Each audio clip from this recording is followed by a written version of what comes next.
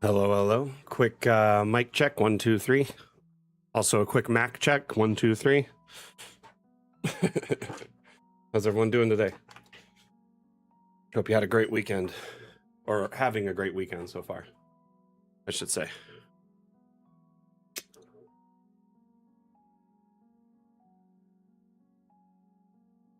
I mean, there'll be video soon enough. Just you wait and see.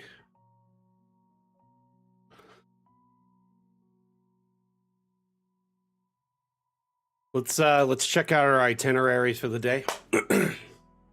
I've got some interesting things to share with y'all.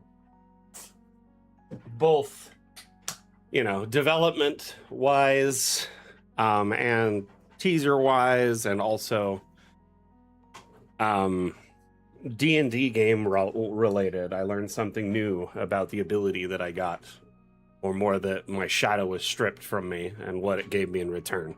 So we'll talk about that momentarily.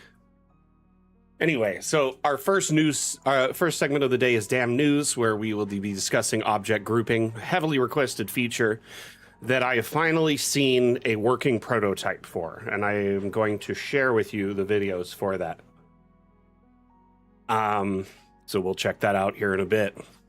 Following that is the Damn Challenge, which the Damn Challenge theme is Tower. There was, I believe, 13 entries this time around. A lot of amazing entries. It was a very difficult time for me to judge and pick one.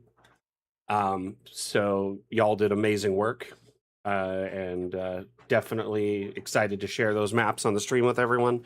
And we'll do our best to highlight every one of them during the stream today.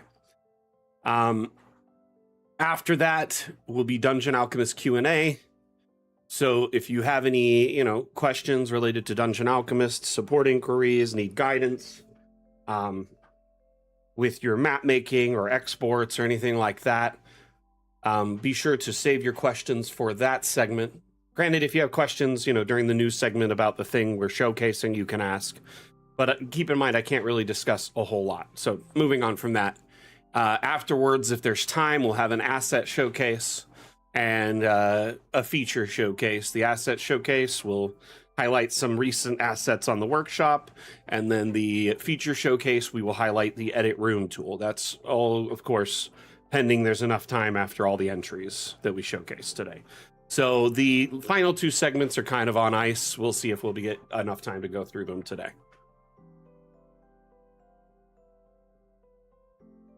Quick question. Y'all don't hear my 3D printer in the background, do you, when the mic is just sitting?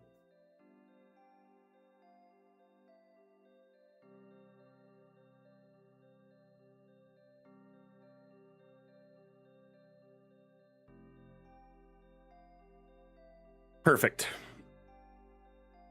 I was a little nervous because the print finishes in like 10 minutes, and I was really hoping it'd be done by now. I timed it last night, so it'd be done before the stream, but I guess it was just a little off. Anyway, no worries then. Good. I just don't like it printing when we're live because I feel like it might be a distraction or you might hear it constantly. But now that I know you can't hear it, that's good.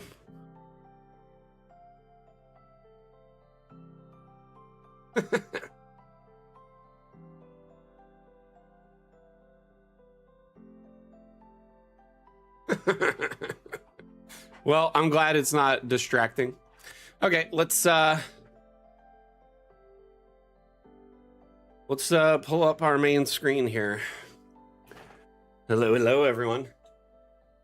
No video on the Steam stream yet? That's a bummer. Might just be Steam. Keep refreshing, let me know. Hey, it just came up for me. I definitely have it. And I'm double checking. TikTok was frozen for me a minute ago. I'm double checking to see if it's back up. TikTok is up. I've got the chat ready to roll. Alrighty. So, allo. Salut.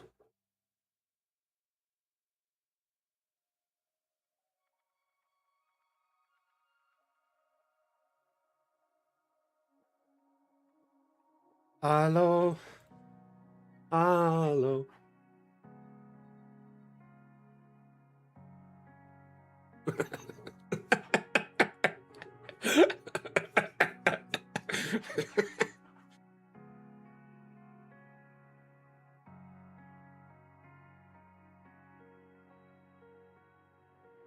Tu symphonique.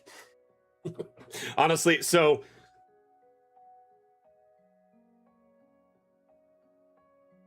yeah, exactly. That was like the first viral video. Numa.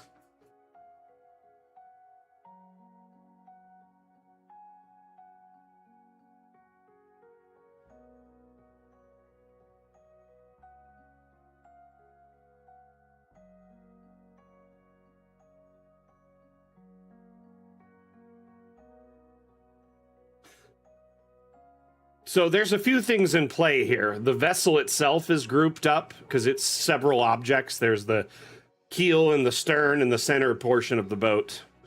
But I would just like to point out this grouping feature is, you know, very much in an experimental phase.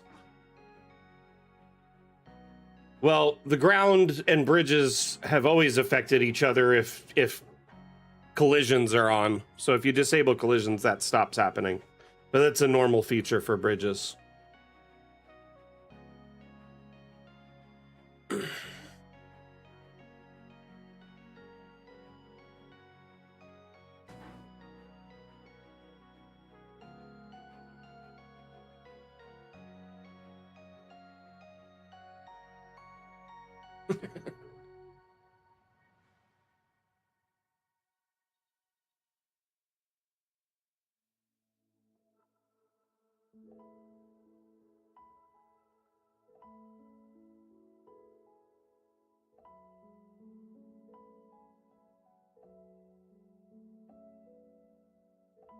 Good question. This isn't my video. This was given to me, and I've only experimented with this subtly, but I do have access to a build with this feature in it now. So, I'll be experimenting with this a bit more in the background and sharing with you my findings. I've been mostly experimenting with the asset picker, which I'm already begging for a new name. After making the video for that feature, I was forced to reconcile with the fact that it sounds a lot like something else when you say it fast and not, you know, maybe not listening. So hopefully we'll change it to like asset finder or like something like that. I don't know. We'll see. Maybe just object finder or something. I don't know. We'll figure it out. Long and the short of it, this new feature, object grouping, is going to be top tier. And I'm excited for y'all to see it. How you doing, Fox? Welcome back. Okay. On to the damn challenge.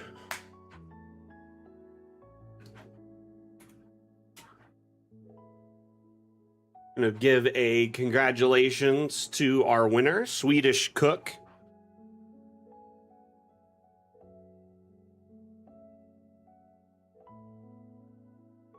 I'm sorry, what, Random Ladybird?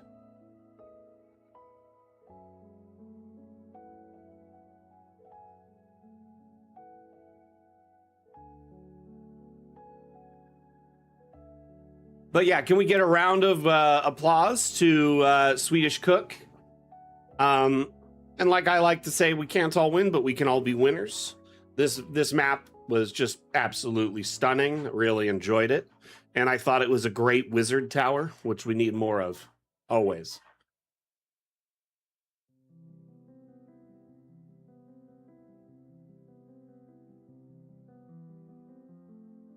Oh.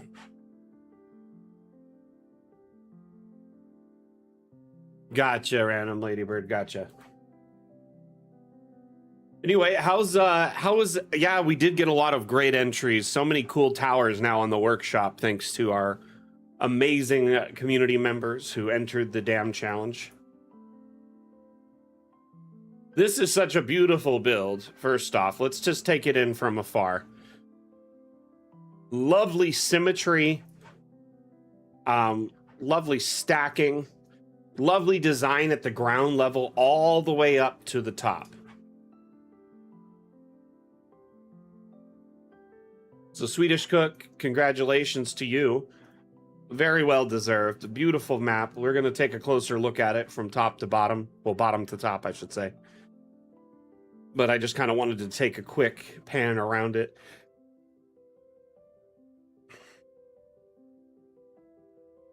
So, my friend, how long did it take you to make this map? And by the way, for those that are new here, we're showcasing maps in our bi-weekly map making contest called the Dam Challenge.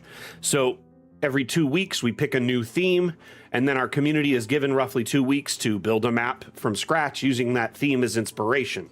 Our current theme was Tower. Well, our most recent theme was Tower. And we had 13 entries in the Dam Challenge with tower-based maps, or maps using Tower as inspiration. So now all of these maps are on the workshop for anyone to enjoy and use in their campaigns or learn from or get inspiration from. But, you know, I think our community really, really brought their A game on this theme. Towers are just such a... what's the word? It's such an important part of, like, fantasy storytelling. I mean, quite literally one of the most powerful pieces of literature of all times with fantasy writing is called The Two Towers. Now, that said, this map is stunning on its exterior, but it's also stunning on the interior. And at the base level, it's just an absolute treat to explore. So let's put a token down and we'll check it out.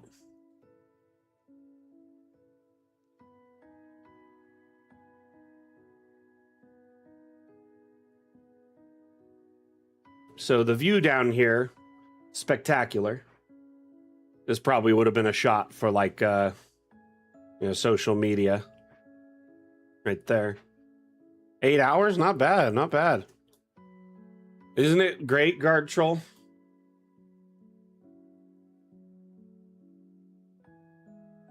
Love the little paths.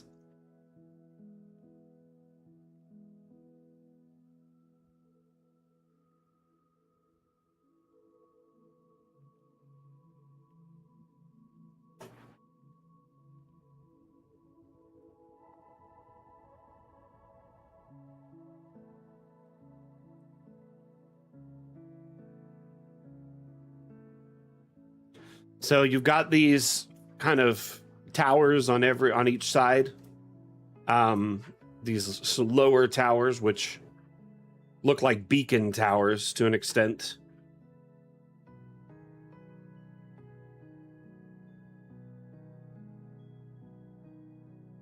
Oh, are we getting raided right now? No way. No way. That is awesome. Thank you, raiders. Thank you, Catchy Cantrips, for this lovely raid. How was your stream today?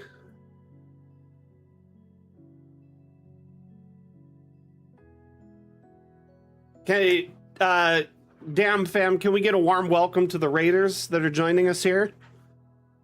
Looks like Catchy Cantrips and their crew is joining us to say hello after their stream ended.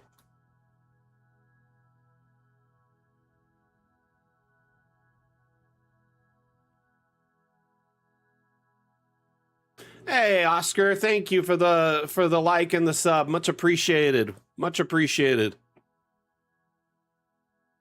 Sierra Echo, thank you for the follow. Redial, thank you for the follow. By the way, we are multi-streaming on like 6 different platforms right now. So if I'm shouting out other people you don't see in chat, that's probably why. Always, Carly J, thank you so much for the follow. Welcome to the Damn fam. Doing art and world building for our community crafted world. That's awesome. That's really cool. That sounds like a lot of fun. I hope it went well. This is true. We need to know your favorite cantrip. And why is it guidance? No, I'm just kidding.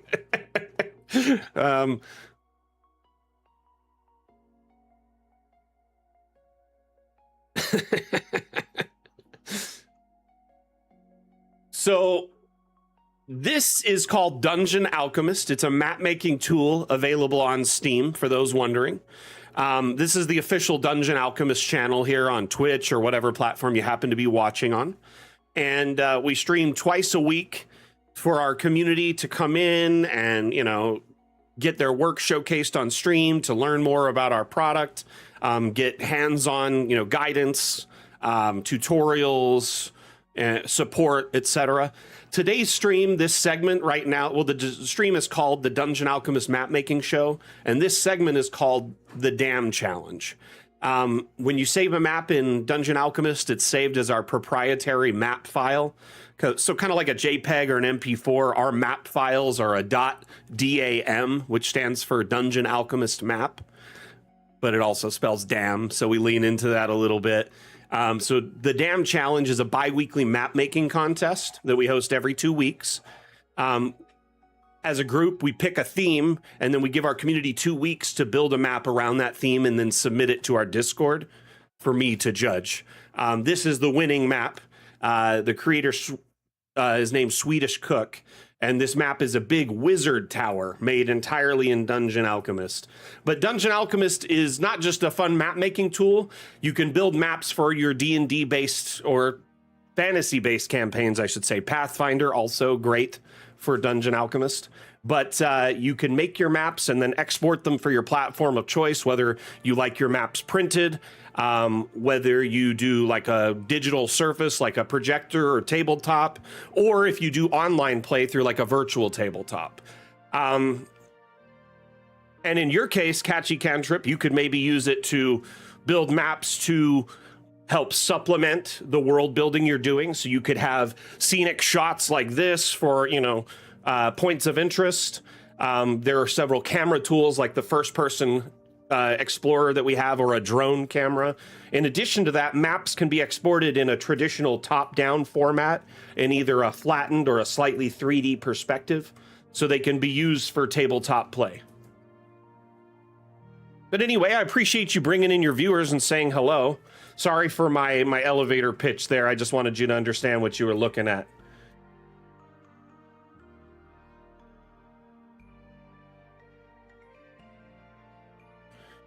Mage Hand is a great cantrip, honestly. It's a really good cantrip. It's hard to deny that it's got a lot of utility. You have Dungeon Alchemist, but you don't use it that much. Oh, that hurts. No, I'm just kidding. Though I could understand maybe if you joined our community a while back and saw the tool then, because we have been in constant development for like the last 4 or 5 years, and we're getting very close to leaving early access, and a lot's changed in the last few years. So I would encourage you, if you haven't in a while, to open it up and take a gander at some of the new stuff. Multi-level roofing is a very new development. We have a major update we're hoping to launch by the end of the summer that will incorporate a lot of new quality of life improvements and features around object control and manipulation.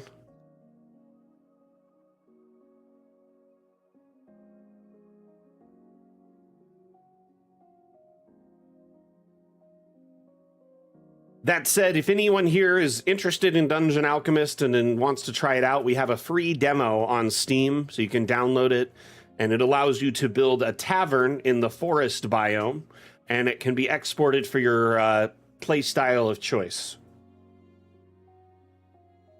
Got it probably 3 years ago? Yeah, I mean, since then, a lot's changed.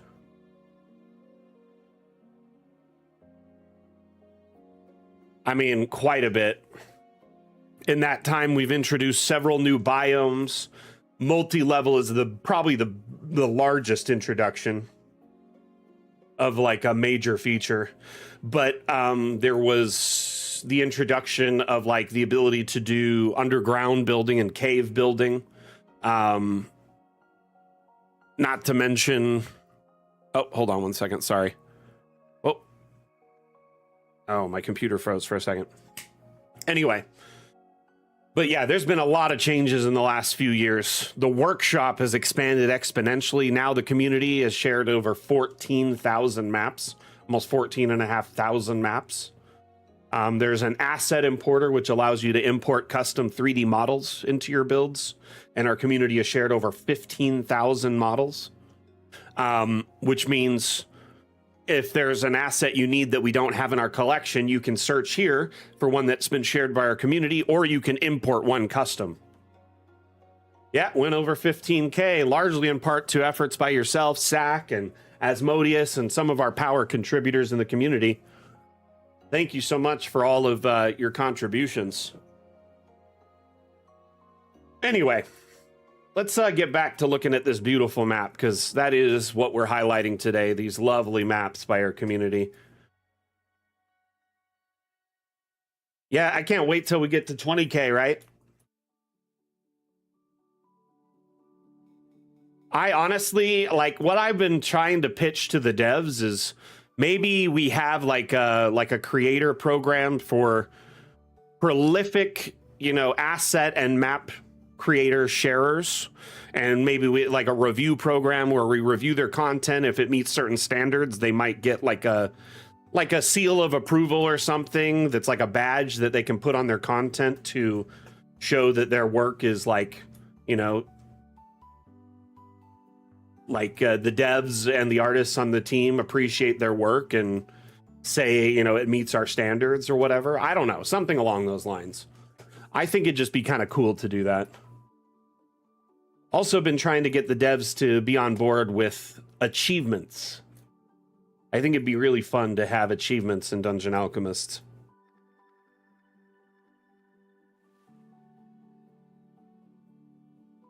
Asset ambassador. That's a mouthful. Say that 5 times fast. I did not build this from scratch, Oscar. This was built by one of our community members from scratch.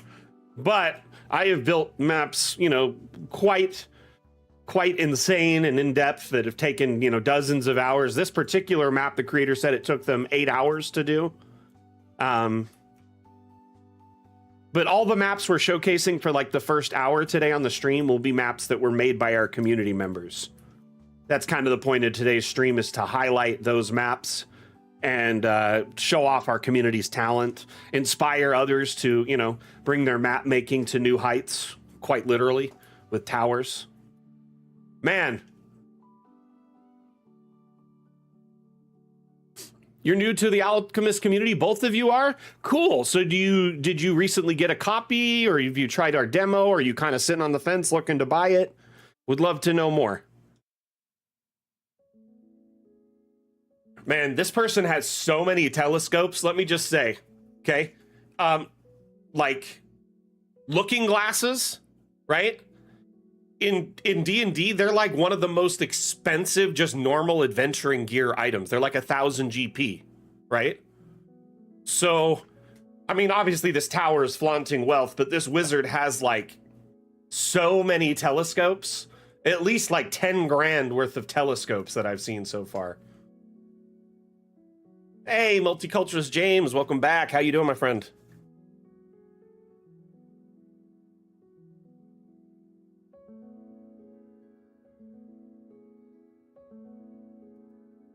It's your first time with everything. Yeah, so basically,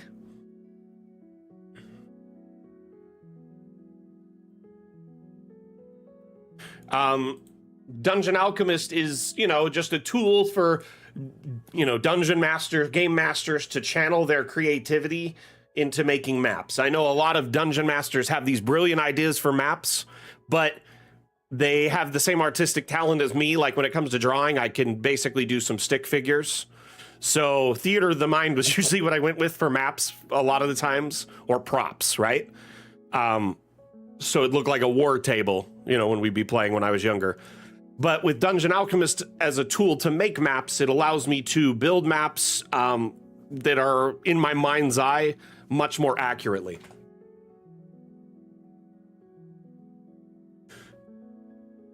But it's a tool that also saves time. You can generate environments and rooms in moments, or you could build intricate, detailed structures spending hours. So it's either side of the spectrum where, it can save you a ton of time, or it can, just help you burn a ton of time. Glad to hear it, Gene.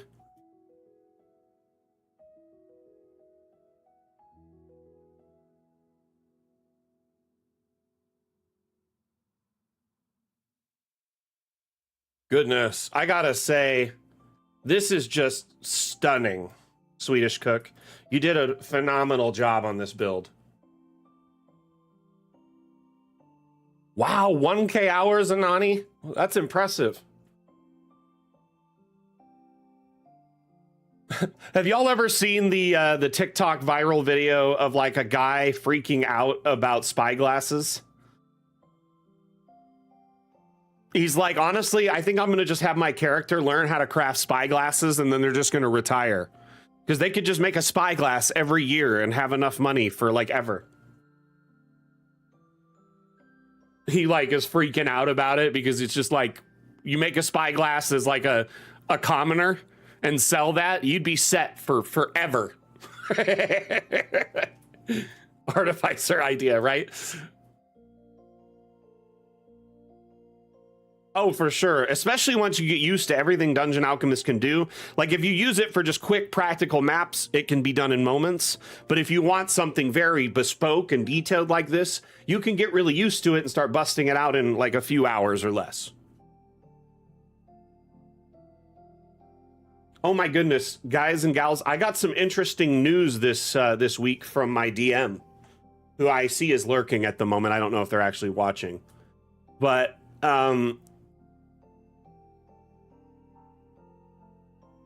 so I reached out to my DM and I was like, hey, so this new, you know, now that I no longer have a shadow, for those that followed along with story time from D&D this last week or so, my character lost his shadow in like a magical event where we opened a magic seal to get into a vault that's, you know, holding treasures, but also holding back a lot of evil. So, you know, we've unleashed some evil, I guess. But my character lost their shadow in the process of this, and I was shadowless, and I asked, you know, how do I represent this on my character sheet, thinking it was just like I add a little bit of text and I no longer have a shadow.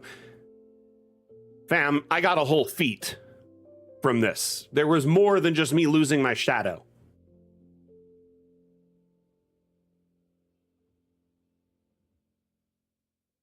No worries, Oscar. And if you have any questions, let me know. Let's go on to the next tower. This one's from Sack.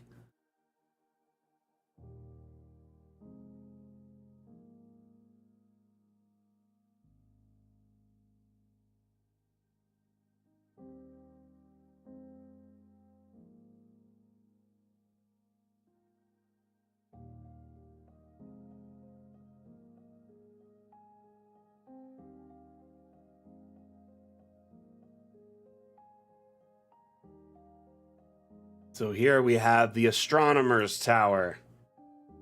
What a lovely build. Honestly, the Handy Tower was quite a good one. There is some amazing entries. Like, y'all don't make it easy on me to judge these by any means.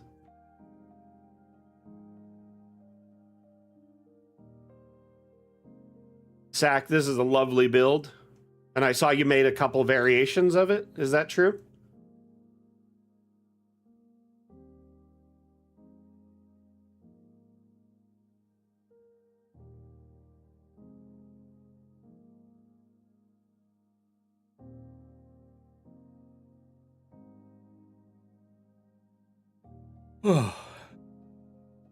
Let's place the token down here.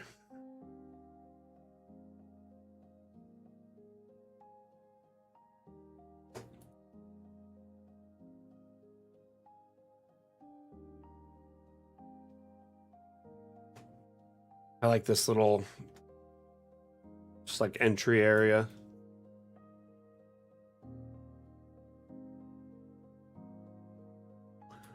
I wish. Though I do have another plushie giveaway coming up soon. The announcement should be forthcoming in the next couple of days or so. That giveaway will be hosted on our Discord, though, not on the stream. We'll talk about it on the stream, but it will be hosted in our Discord. Because not everyone participates in our streams, and I want to give more members of our community a chance to win.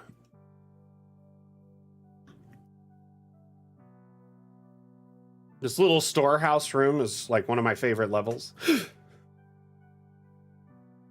Excuse me. Getting hiccups.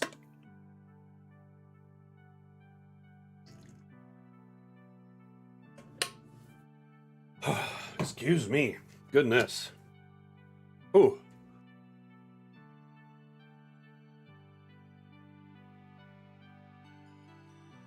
Oh, whatever. Sax won quite a few times, several times actually.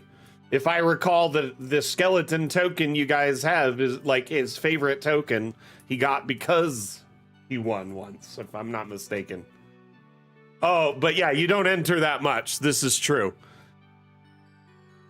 That said, I will say when it comes to the Dam Challenge, it is a numbers game. Like the more you enter, the more chances you have to win.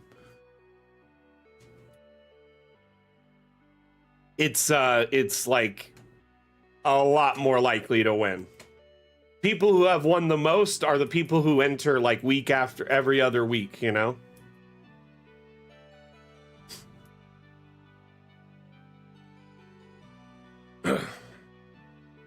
Because, I mean, like, there are people who entered religiously every 2 weeks for like 2 years. Yeah, and by competing, you get better at it. That said, I know Sack likes to focus his map making efforts on his commission work and his Patreon community, which makes sense. You know, he doesn't necessarily have time to make maps for the Dam Challenge if they aren't themed around something he's currently working on or might benefit his, you know, his community. I always love where you add your branding and stuff, though.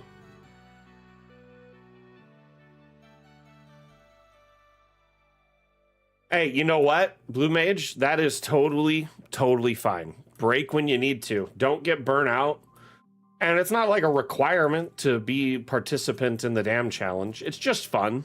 It's fun to challenge yourself. It's fun to kind of put yourself to the test and see what you can come up with.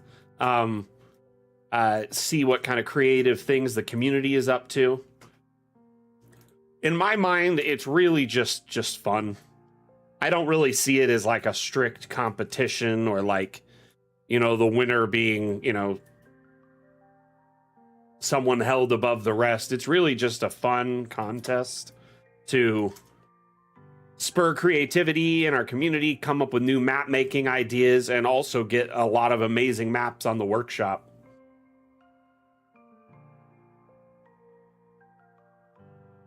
But yeah, man, I mean, take care of you first. You know, your mental health, your physical health, your, you know, your home life and work life. That stuff comes before,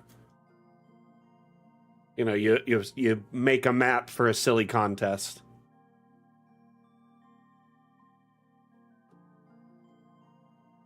Well, that's fantastic that so far you've been able to, you know, pretty much have maps that work with your need.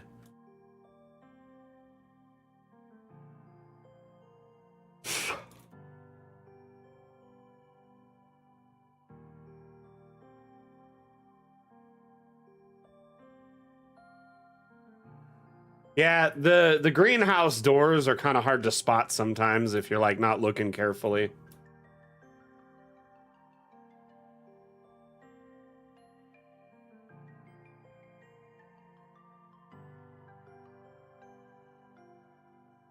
I am the knight.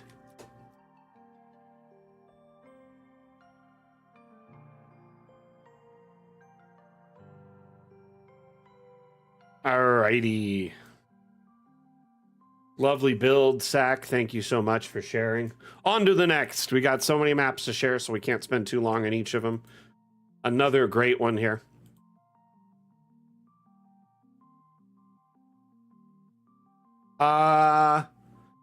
DM tells that likely was just one of the object roofs that are available. There's some like dome and square metal roofing that you can access through the object menu that is great to kind of get that extra towery or like spire look.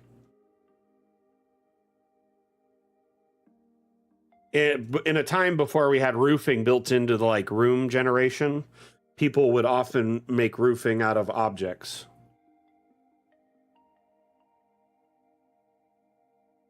So my character now no longer has a shadow, right? I was talking about that. But as a result of this, he got like a bunch of power. So I now am resistant to necrotic damage, right? And I get like advantages on saving throws for. Hey Simone, how you doing? That's funny. I have like a whole bunch of. Here, let me pull it up 1 second. I'm still learning all these abilities I just got. I can cast. Let's see here. So the feat is called Shadeless. So I no longer have a shadow. I have perfect vision in darkness. So I gain true sight out to 30 feet while in areas of dim light or darkness, including magical darkness. Mind's Whisper I can cast Detect Thoughts, but only for creatures within 30 feet that are in dim light or darkness. Notice a trend here. A lot of these skills are dependent on dim light or darkness. So in dim light or darkness, I have true sight now. Yes. I went from not having dark vision at all unless I had my goggles of the night as a halfling to now having true sight in the dark. Now, it's not all day. Dim light and darkness. Basically. I can use the ability to cast Detect Thoughts up to my proficiency bonus, which is 3 times a day currently. Insight Beyond the Veils. Basically, you gain advantage on insight and perception checks in areas of darkness or shadow corruption. You gain resistance to necrotic damage and advantage on saving throws that may cause madness, fear, or shadow-based corruption, GM defined. Shadowless Presence. You cannot be targeted by effects that require a shadow or reflection, and you're immune to being grappled or restrained by shadow-based abilities. You're immune to any spell or ability that uses your shadow as a conduit, such as Shadow Step or similar effects. You cast no shadow, and effects that target or manipulate shadows cannot affect you. So, drawbacks, okay? Alien Aura. Your lack of a shadow unnerves mortals. You have disadvantage on persuasion checks with non-corrupted humanoids who notice your condition. So I now have disadvantage on persuasion checks when people notice I don't have a shadow. Light vulnerability. This one, it sounds bad, but it's not that bad. In bright light or sunlight, you lose all benefits of this feat except for corruption resistance. So basically, all of this feat becomes null unless I'm in dim light or darkness, right? So I have a better connection to the darkness now, to the shadows, even though I don't have a shadow. So basically, I still have the resistance to necrotic damage when I'm all day, regardless. Always have that. But in the night, I am like, I'm like Batman. I'm Macman.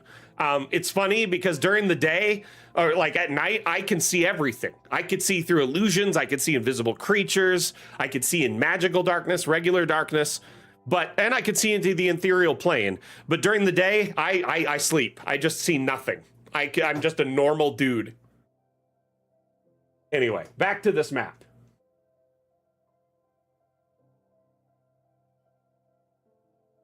I find that kind of hilarious. Very beautiful build. Yeah, this one's quite a beautiful build, and it was definitely a heavy contender for the #1 spot.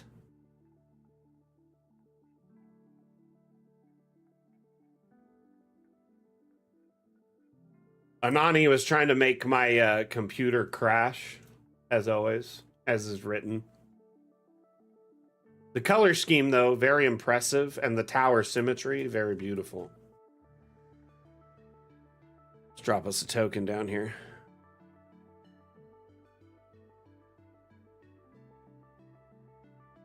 But yeah, Mondu, you heard that right. True sight. Yep, definitely time to get darkness. So our Sorlock has darkness, and he told me when we have downtime that he will scribe me a darkness scroll. And because I'm a scribe's wizard, I can learn it in 4 minutes. So basically just need a scroll.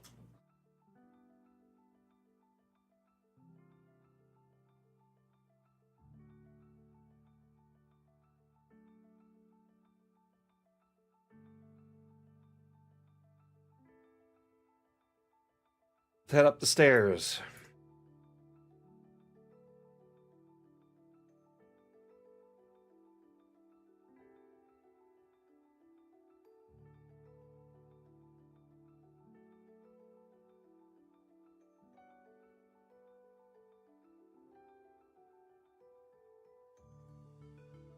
Look at these magical artifacts in here.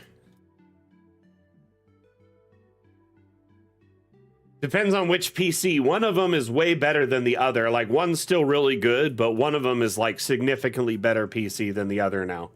Because my stream machine is like top tier, brand new, 5090, DDR5, you know, top, like everything's new. That said, the older machine has double the RAM, but it is DDR4. And then it has a 4070 Ti instead of a 5090 and an older processor.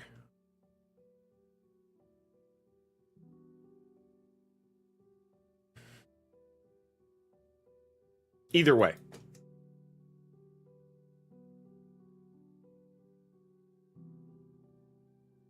Yeah, because of its overall clock speed, the math of it all. But that's why I was saying, like, the only spec of anything that's even better is just the amount of RAM it has. That's it. But all my other machine, like the new machine, all it does is run the stream, and it's so good at it. Like, I'm sure the stream looks good on y'all's end. Does it, like, the only frame drops you'll see is when my PC running DA drops frames. Not the stream anymore. So when Anani tries to crash my computer with a 19-floor compute machine,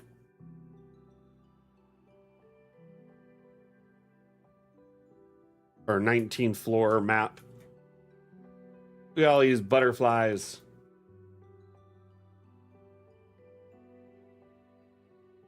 A patchwork butterfly.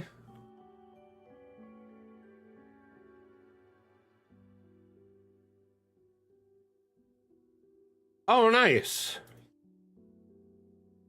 I like the Griffin Saddlebag books. They're good supplements. They are cute.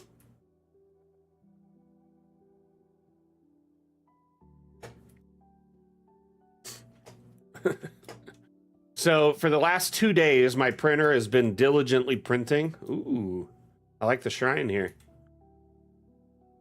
Diligently printing. And it's been printing filament reels because when I bought filament, I accidentally bought refills instead of new ones that had the reels built in. So they were designed to, like, be put on empty reels. And anyway, I didn't have any empty reels that could be snapped apart and put back together for refilling the way this needed, so I printed some new ones.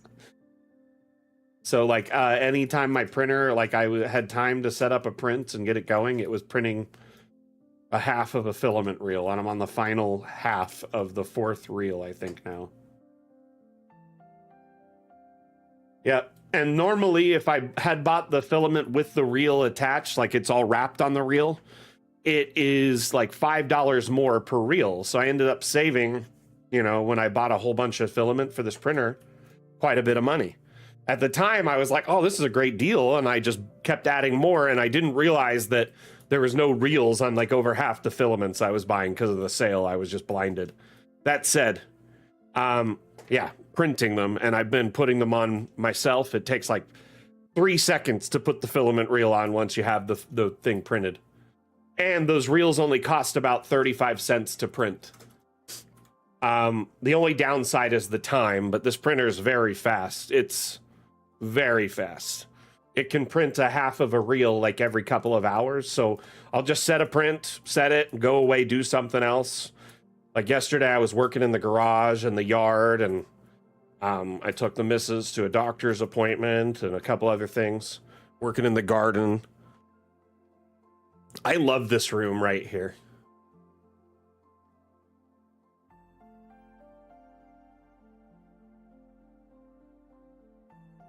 Including energy for the printer, man, it maybe costs tops like 50 cents. Printers are very efficient on your power bill nowadays. It's definitely cheaper than buying the reel itself, like buying it with the reel. Printing it at home saves me a lot. It really depends on what you're printing and like the quality it needs to be. If it's just for stuff for you to wind stuff up at home, right? Or you throw a contained reel onto something, yeah, it's probably way cheaper to print them at home. Also, you could make all sorts of little trinkets to sell too. 3D printers are interesting in that regard. They've come a long ways in the last decade. So my first printer I bought when I first moved into this house like a decade ago. And then the second one I got was gifted to me from a sponsor I had on my personal stream for a time. They sent me a 3D printer and a laser cutter. So I was showing those off on stream for like 2 years. And then, yeah, I, used all that stuff for like the better part of a decade. The laser cutter stopped working. I can't find parts for it. One of the 3D printers, my first one, the main board is dead and I can't find it anymore. Like no one sells it. And then the other 3D printer still works, but the quality is just bad. It needs like a tune-up and some new parts, and just like a lot of work maintaining old printers. They're like old cars, You essentially need to be a mechanic to understand like how to run an old car.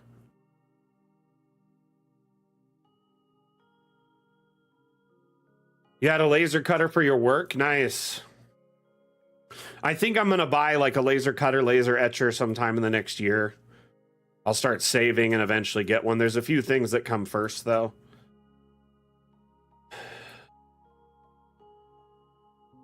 Some dental work needs to get done, and then I need to put a hitch on my car and get a trailer. Because I want to start doing carpentry work on the side and then selling my work, like, to bring in some side income. So, like, I have like a little shop in my garage. I can make all sorts of stuff for my house, and I've made like garden beds, I've made workbenches, I've made all sorts of stuff. But the thing is if I was to make that, I couldn't deliver it because I only have like a sedan, so it'd have to be a very small item. Well, I want to get a trailer so I can deliver items like that.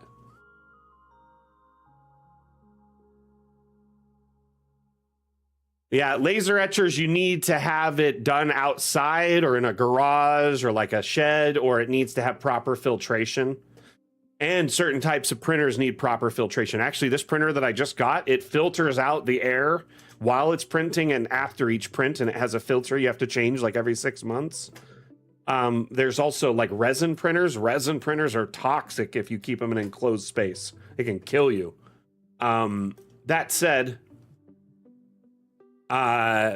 you can put proper filtration on them or vent them out a window or whatever. Beautiful map. Beautiful map. Lovely work, Anani. How long did you put into this, my friend?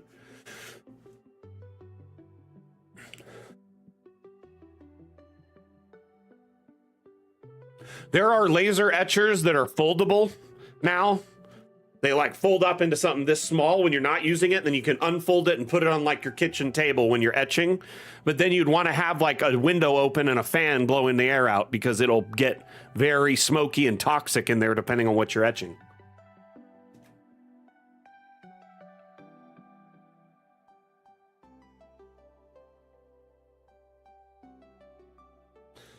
You can technically if you used, objects and put it on the other underside there. But soon when you'll be able to rotate objects, you'll be able to put all sorts of things on the underside of stuff without issues. Do you have a desk in your workspace or a coffee table or anything? Even a flat space on the ground? Like in your garden? Is there like a patio or something?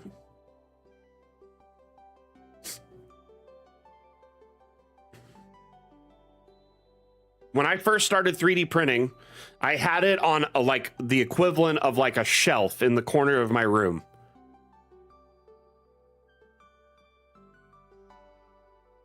Gotcha. Well, that's a bummer. On to the next map. We're gonna have to fly through these soon.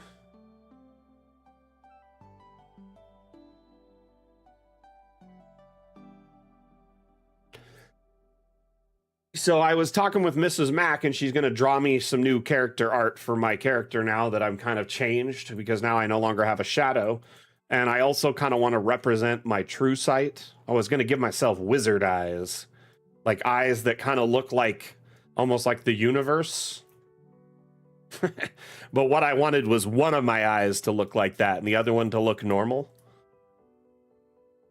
So the way I look at it is, you know, in the dark, I can activate this true sight or deactivate it at will. No action required. I love the simplicity of this tower. Just a nice little simple tower, right? And guess what?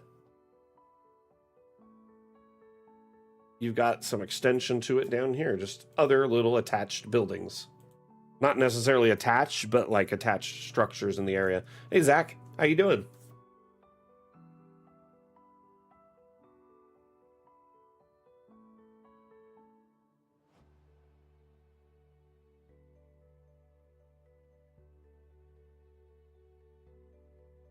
Yeah, the environment is great. Really well designed environment. And this little path here looks really good. Stair, love it. How's things going for you, Zach?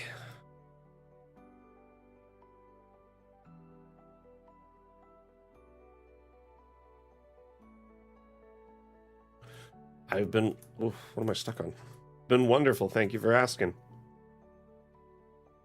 I was just telling the stream how my character got a new ability in my D&D campaign.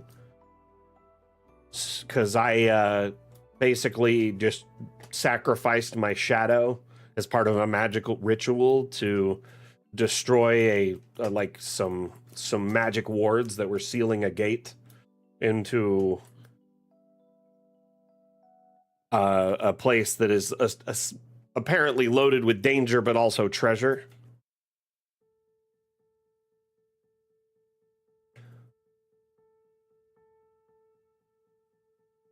Got a game night tonight? Maybe you'll kill your players. Jeez. That's hilarious. Hey, why is it all fenced off?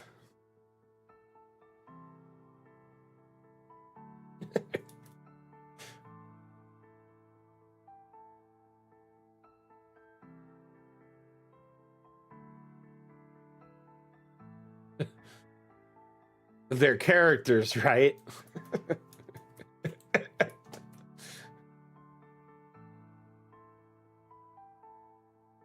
Oh no. They roll a new sheet, or is the team trying to save them somehow? Or it's too late for that? No worries, Chim. How are you doing today? Glad you made it. This view, though, that's something else. Doesn't this look beautiful?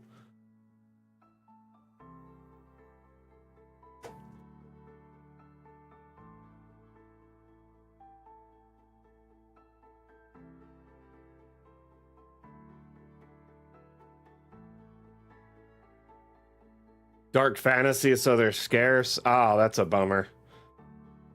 So the one saving grace in our campaign that we have is that, like, we only play once a month. So our DM, if we're like at home or somewhere where shopping can happen, we get to do it in downtime. So a lot of times things like diamond dust is really trivial, right? That said, our cleric has told the party that, hey, if you want to be revivified, I need diamond dust on hand for you. So, you know, I have it ready to go. So can you please provide me with some diamond dust? And only half of our party has done it so far. So, you know.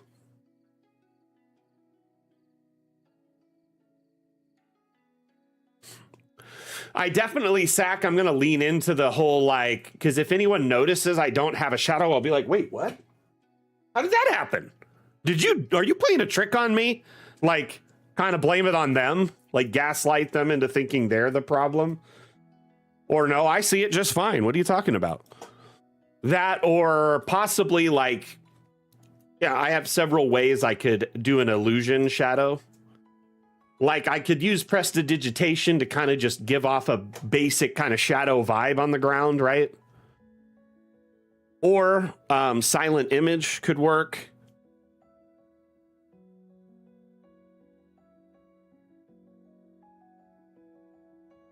Yeah, like my shadow is off doing something crazy. Like, did you steal my shadow? Mess with him. Wait, it was there when I came in. What did you do? The thing is I know my DM, I'll be having to do deception checks like crazy if I start doing stuff like that. And I am not built for that. My character will not get away with it. I love this little kitchen here.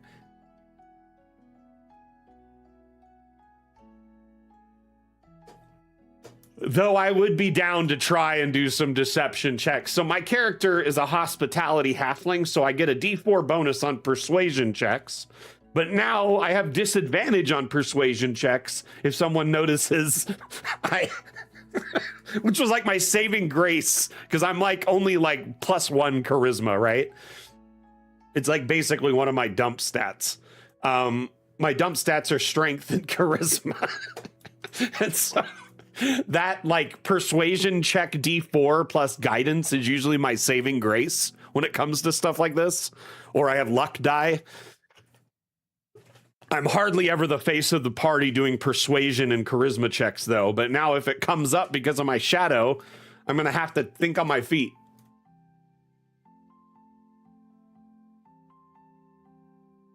Help me come up with some excuses for why I don't have a shadow, y'all. I need the group to hive mind and think it out. Yeah, luckily for me, that act would be deception. That said, my charisma is low regardless. But having disadvantage in that D4, it almost cancels each other out. It's just going to be funny. But then I also have advantage on like insight checks and which is a wisdom check, right? If there's like shadow or darkness. So it's like my character is the night. Yeah, the sun's directly above me. I was thinking of using prestidigitation a lot to like put out the light in places. Like if we walk into a shop, I'll like put out the torch closest to the like the entry or something, so it's harder to tell. But yeah, keep the ideas coming.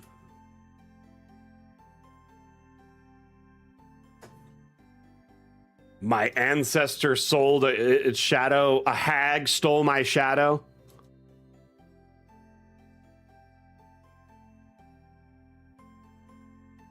There was this girl named Wendy.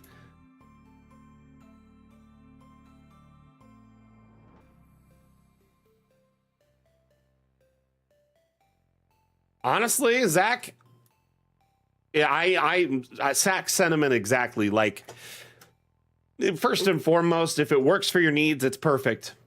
Doesn't need to be extravagant. A lot of the maps you see in the Dam Challenge are people challenging themselves artistically. Some of these maps may never even be used for gameplay. So I definitely want to remind y'all to like not gauge your map making or creativity based on what you see in the Dam Challenge.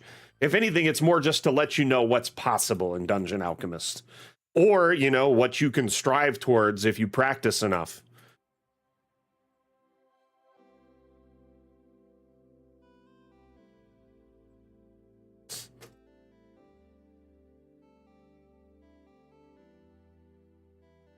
Oh, this map is brilliant in top-down.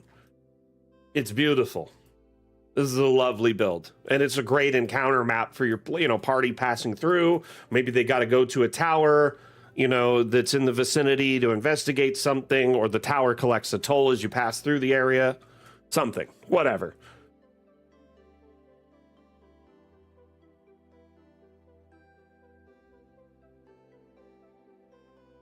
Yeah, exactly. This isn't the standard DM map.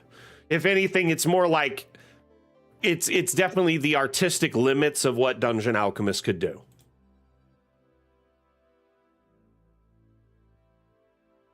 If anything, I just like to show people that, yeah, it is possible to do this. You know what I mean?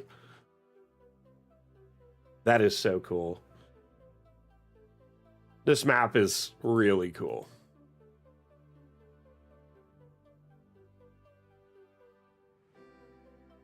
Well, we're already coming up with strategies where, because I'm like a halfling and I'm small, so I could just stand next to other players and kind of like, when you're like by people, your shadows kind of mold into one if you're close enough. So it would look like I have one.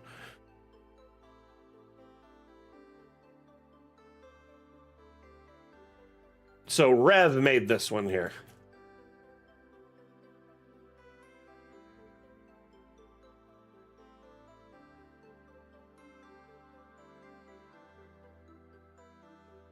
Oh, it's very trippy.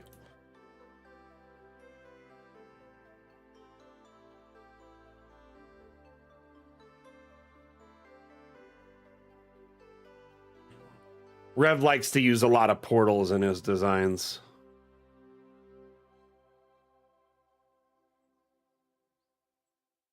Now you're thinking with portals.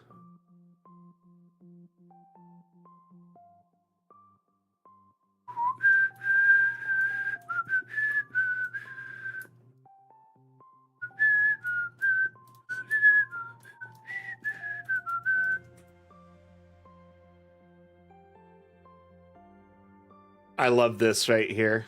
The prison or the Eldritch Horror at the bottom.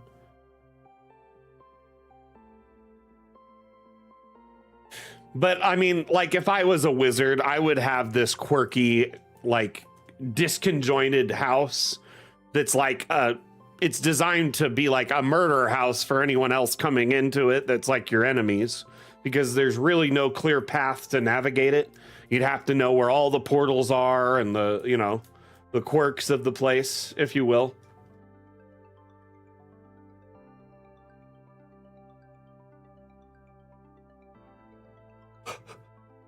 Just pass from this portal to this portal. It's very discombobulated. It's fun. I like it. Right, Oscar?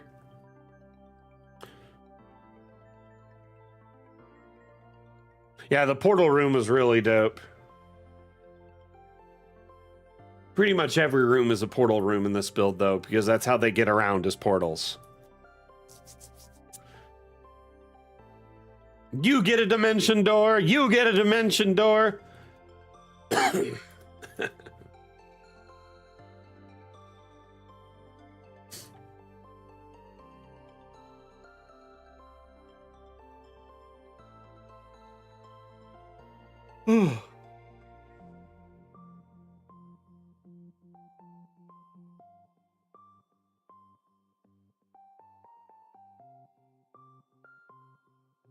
But yeah, I think the, feigning dumb, like when wait, I didn't realize I didn't have a shadow. What did you do?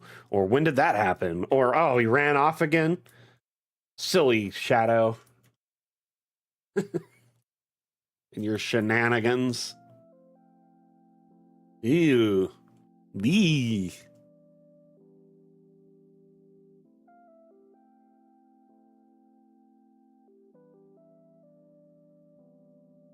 Very cool, Rev. Thank you for sharing, my friend. On to the next map. This one's from Watchtower.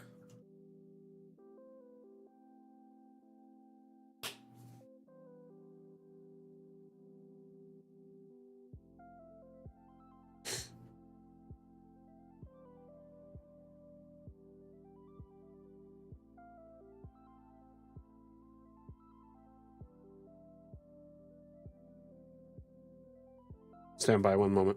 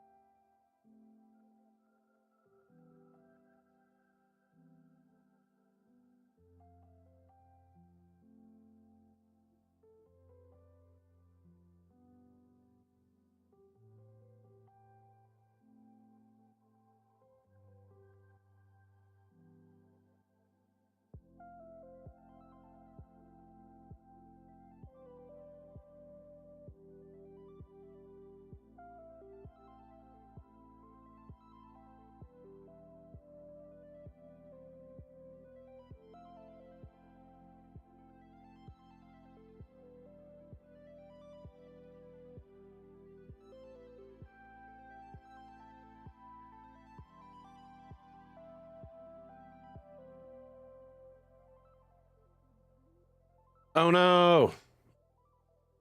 I left myself muted. My bad. No worries, Watchtower. Honestly, it's expected with the collisions like this. Not every map is meant to be first-person navigable. Sorry about that. Very beautiful build, and in a top-down export, it should be fine for most virtual tabletops.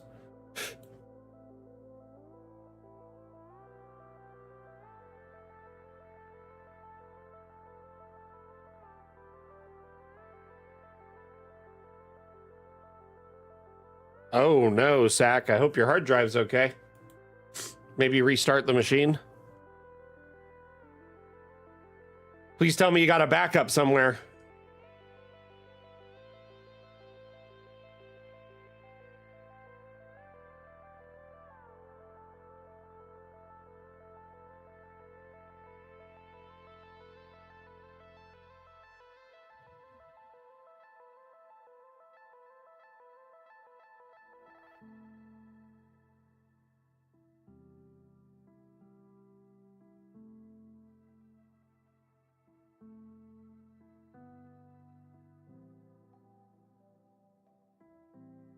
Watchtower, how long did you put into this map?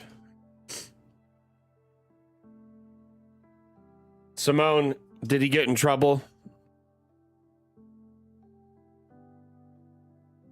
Hey, see you later, Swedish Cook. I'll ping you between now and Monday sometime with your prize, okay?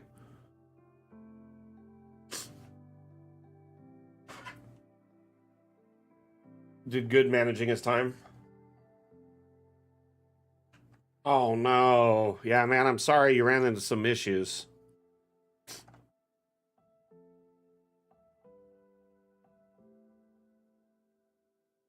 Hey, Morgana, welcome back. It is a gorgeous map, isn't it? We had some really good entries in this damn challenge.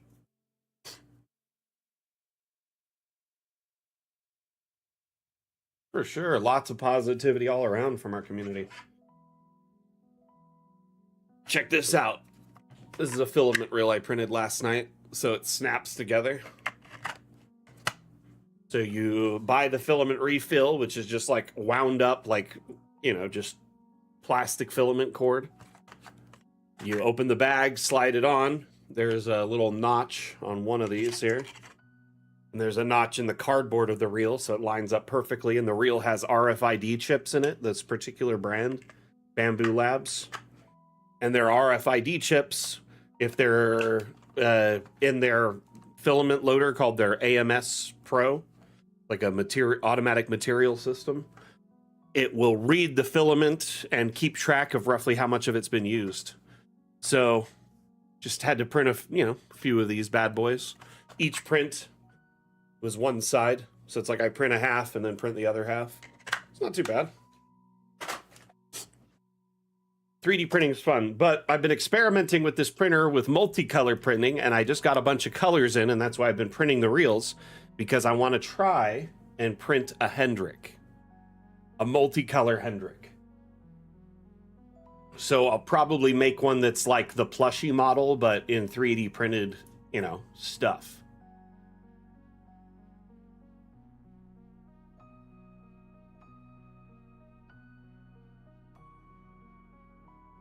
The beautiful map, very beautiful map.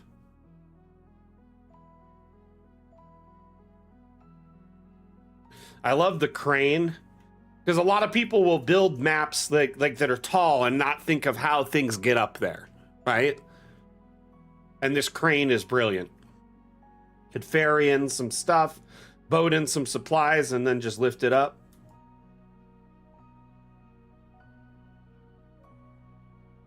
That's a nice realism factor there. Love the apiary right here.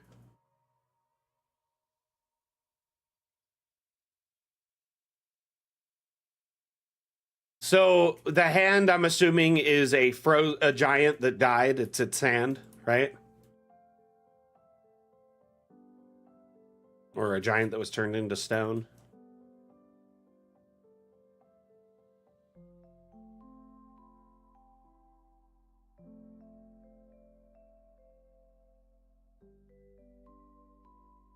Little breakfast nook right there. No lore explanation given. Well, that's my headcanon.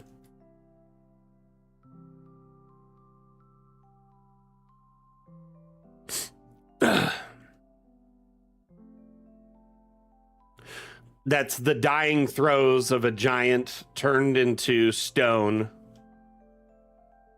reaching up out of the swamp as it was drowning and being turned into stone.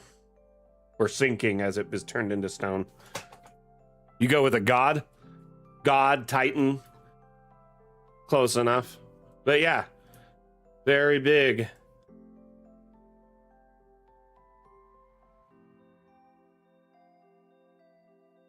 Yeah, over time, people just kept building up. Ban Mondu right now. I'm just kidding.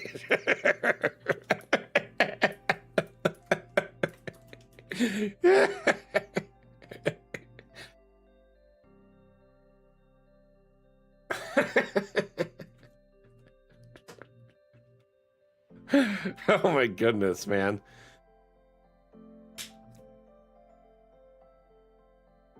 Watchtower, fantastic work on this. I'm also very glad to see you and Simone back on the stream, even if it's at the cost of making fun of me and my cribbing.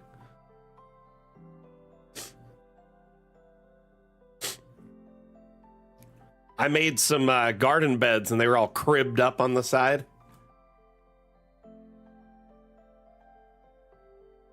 You could share your suggestions here, but we also have a suggestion website called FeatureBase. It's where we have our roadmap and a suggestion board where our community can share ideas and vote on existing, shared thoughts and suggestions. One thing I do encourage you to do is if you plan on, if you have some suggestions, they likely have been suggested before. So our feature-based website where you can see our suggestion board and roadmap, check it out, search and see if, similar things have been suggested and then upvote and comment on those before you make a new one.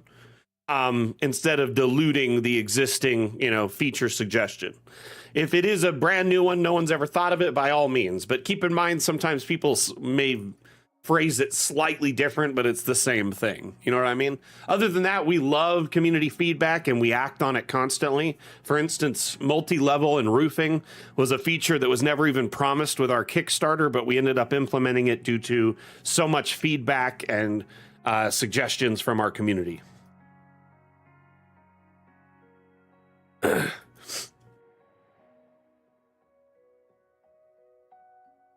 But Simone, I just built like a beast mode out like a bunch of garden beds for Mrs. Mac before it got too hot because the spring was wrapping up pretty quick and she wanted to do some gardening. So I built 3 standing like raised garden beds out of pine. And then I used yakasugi, like that wood burning technique that they use in Japan to like help preserve the wood and prevent rot and stuff like that. I did that on every surface, and then we lined it, and then, you know, put in some gravel and some mulch and soil, and I set up an irrigation system and some greenhouses. Oh man, they're coming along and things are starting to grow. Things are starting to grow. It's starting to pay off. I'm really excited. It's getting really hot here in Vegas though, so I'm a little worried how things will fare. But we've been taking care of it the best we can, giving it every chance to succeed. But those garden beds, they have horizontal cribbing. Horizontal cribbing. That's the moral of the story for you.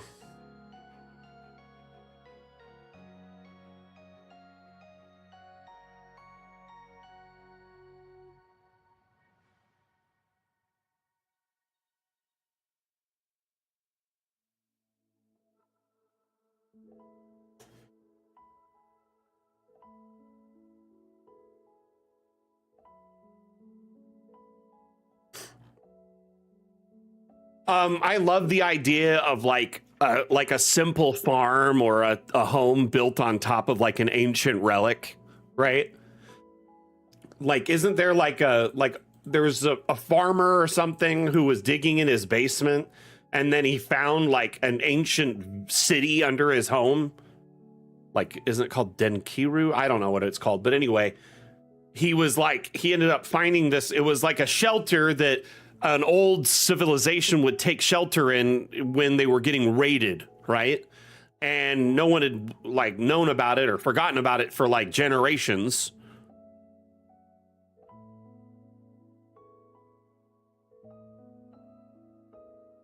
It's pretty fun. It's a good idea. Here, let's hit this from the top so you can see it.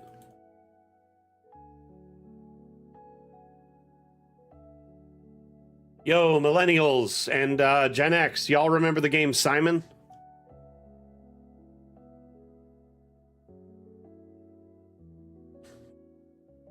Not Simon Says, Simon.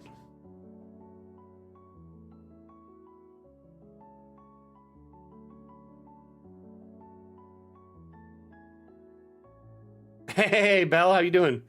So when I saw this map, I immediately thought of Simon. So there's this like, it was like a game that you'd play, and it was just a little plastic pad that had 4 colored lights on it. One was yellow, one was blue, one was green, one was red. And they'd light up and make noises in sequence, and you have to memorize the sequence and tap those lights in that sequence. And then it keep adding more and more and more to it. They ended up updating it kind of like with like a Bop It later on. Anyway, when I first saw this map, it immediately made Lilandra. That's the first thing I thought. It was Simon, because the color organization. Anyway, I think this map is beautiful. Sorry for detracting from it, but it just gave me like so many memories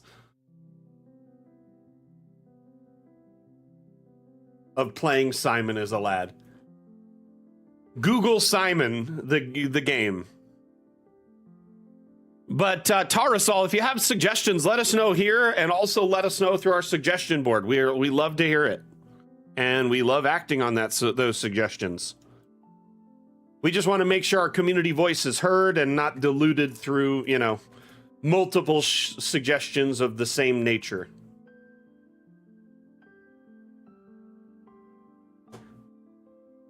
What are you looking for? Let me know your suggestions and we'll see. Because I probably could recognize if there's a variation of it.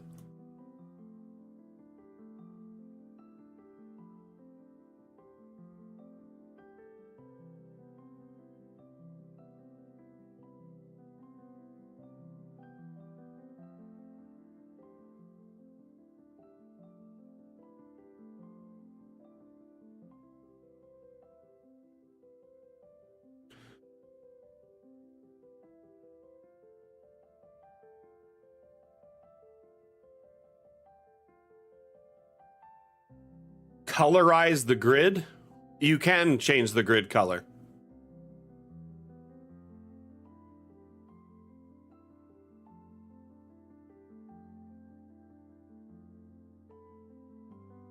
So you go to settings and grid. There are quite a few different color options already available. That said, you can always export without a grid and use like a photo editing program to add any grid you want to the top of it.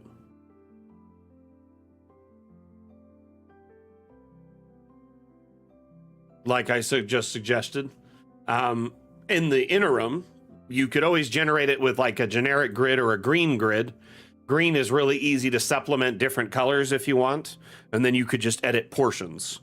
That said, yeah, something like that would have to be a suggestion for the suggestion board for sure. I don't think I've heard that one before, where you could pick and choose where certain parts are a particular color. So this would be your own game system that does this, or is it another game system that you're running a game for that needs this ability?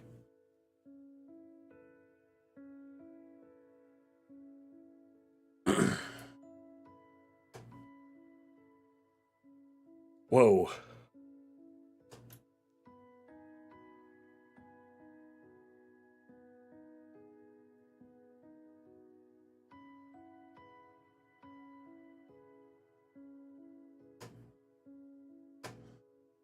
Oh no.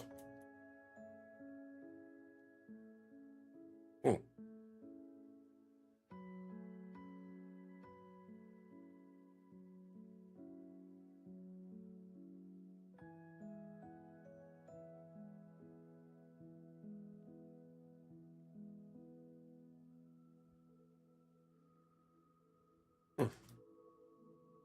Oh, these are not lined up. One's overlapping the other.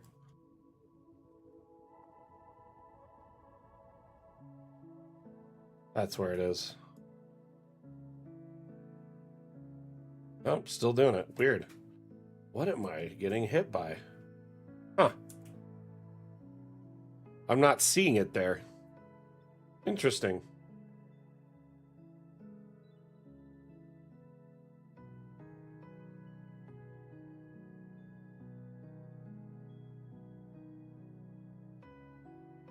Yeah, there it is. I can see it finally.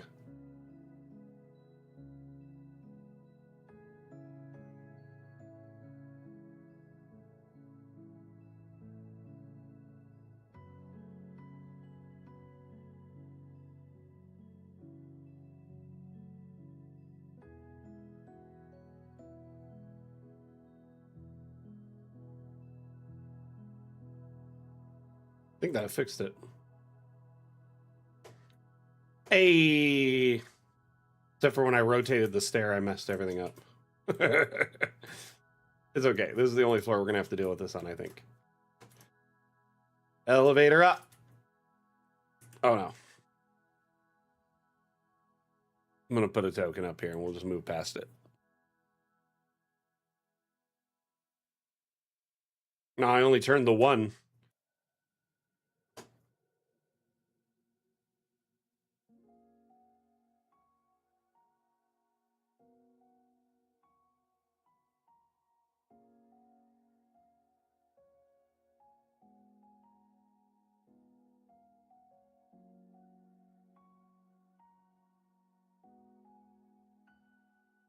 You know, Tara, so off the tip of my tongue, or off the tip of my head, I can't recall seeing something like that in a board game, but it makes sense. It's understandable as to why you want to do it. So you're using Dungeon Alchemist to design board game environments. That's interesting in itself. First off, not many people in our community use the tool for that. The majority of people using Dungeon Alchemist use it to make maps for like D&D or tabletop campaigns.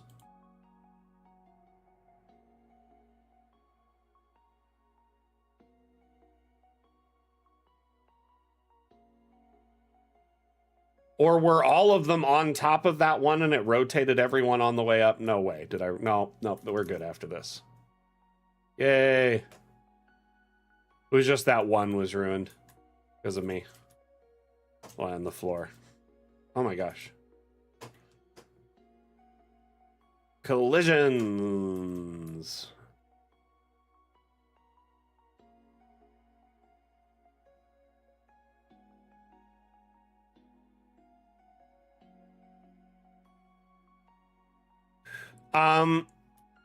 How much freedom is in the build? What do you mean, Oscar?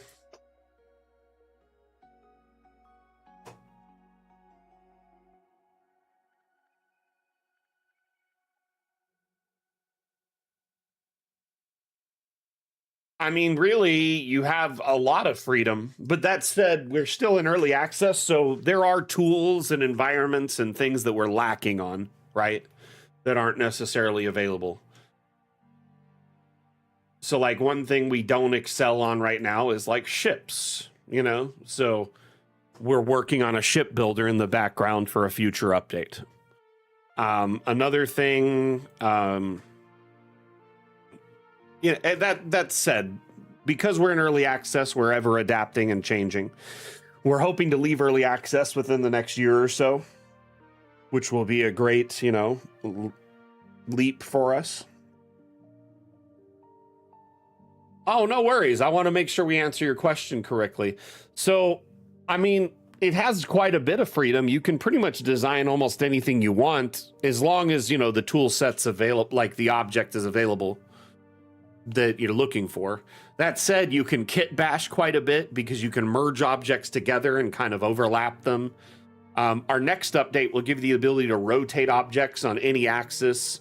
So it'll really just be up to the creativity of the user to create whatever they want. But yeah, I mean, as you can see in these maps here, there's quite a bit of freedom to build vertically, underground, floating structures, etc. Yeah, when we will update eventually that will release a shipbuilder. Fantastic work. Oh my gosh. 1 second. Oh my gosh.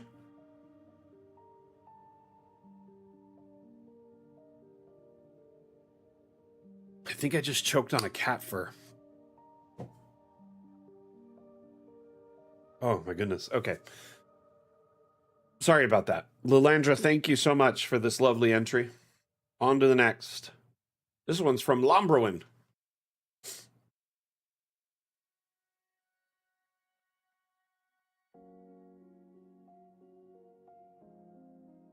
I'm not familiar with those tools that much.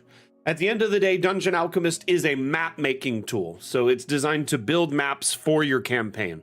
So if you say play in a tabletop setting in person, you can do printed maps with Dungeon Alchemist, or you can do, say, TV tabletop or projector tabletop maps if you want more of a digital setup.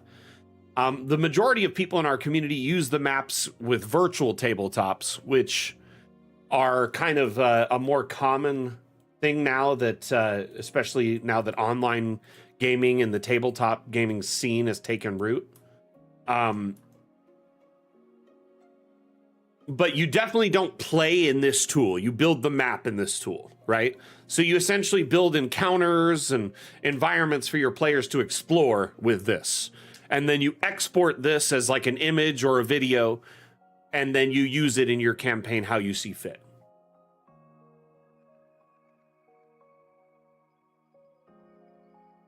So it's not really intended to play in or run a game out of, as it is.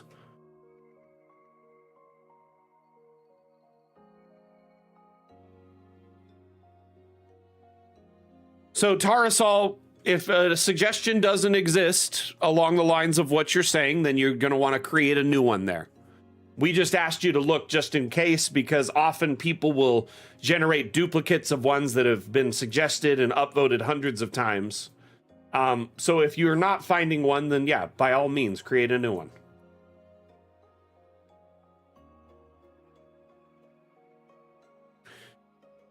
Nice. I honestly hope that there's community members out here that are using the damn challenge maps to their advantage. There's a lot of good content.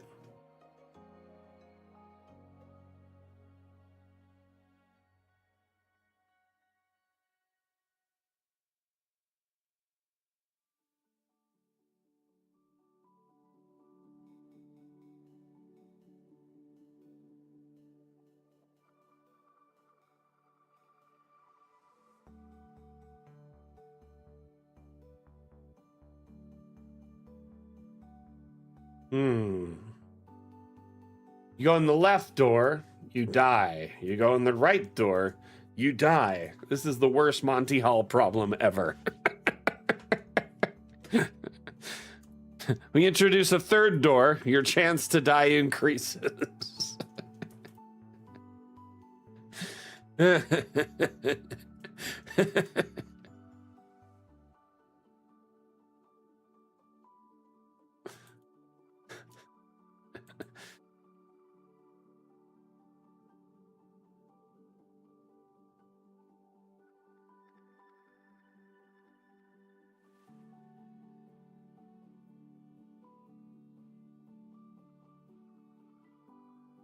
These poor eyes, they're just getting burnt up.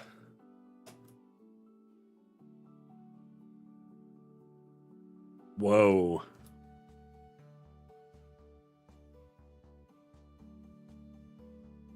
All I can say is whatever's being made in this shop is not for good purposes.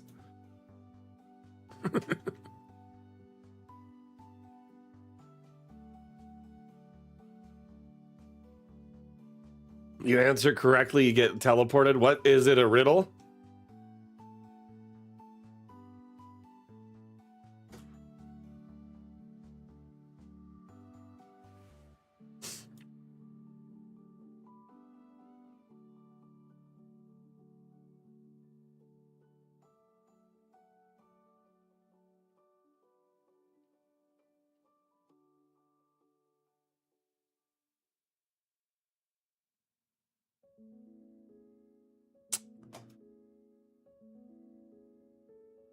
Oh, yeah, because you got people potentially watching here, so you can't have any spoilers. Shoisha. I don't get any spoilers? What?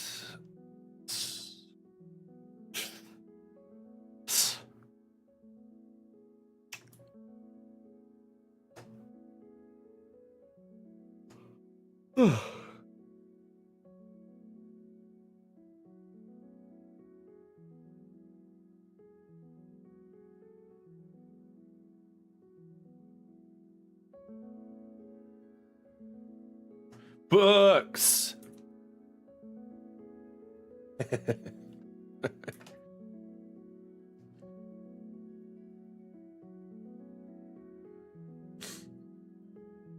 Very cool build. Lovely tower. Lumberman, how long did you put into this map?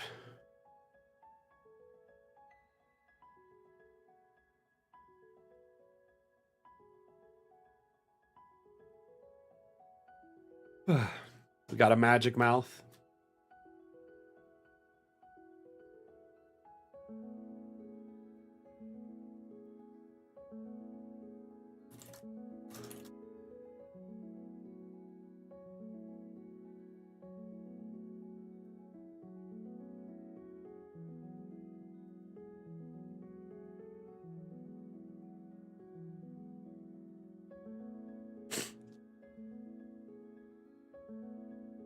Look avast, hold tight your buns, if buns you do hold dear, for time has come to wake and run and not give way to fear.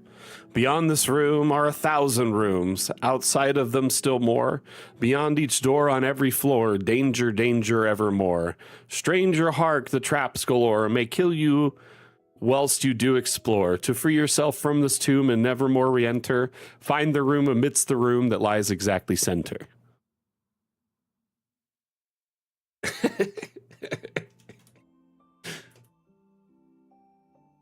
Your players hate magic mouths.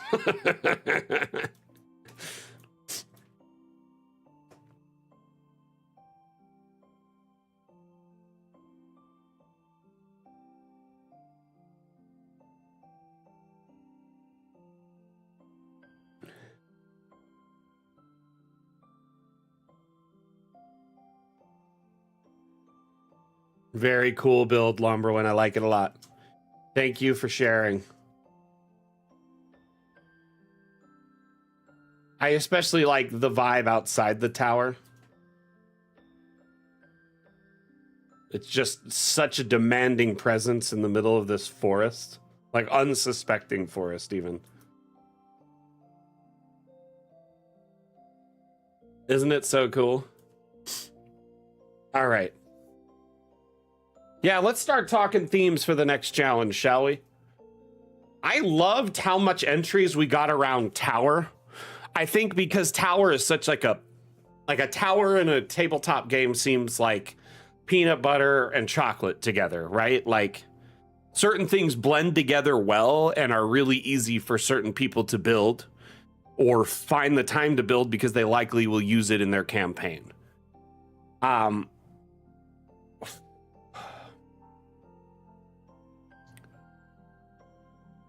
Museum, university, interesting. Those are great.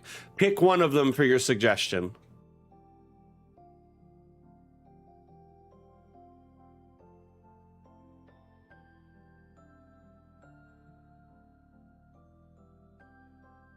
You know, it'd be a fun one is tavern. Magic school would be fun.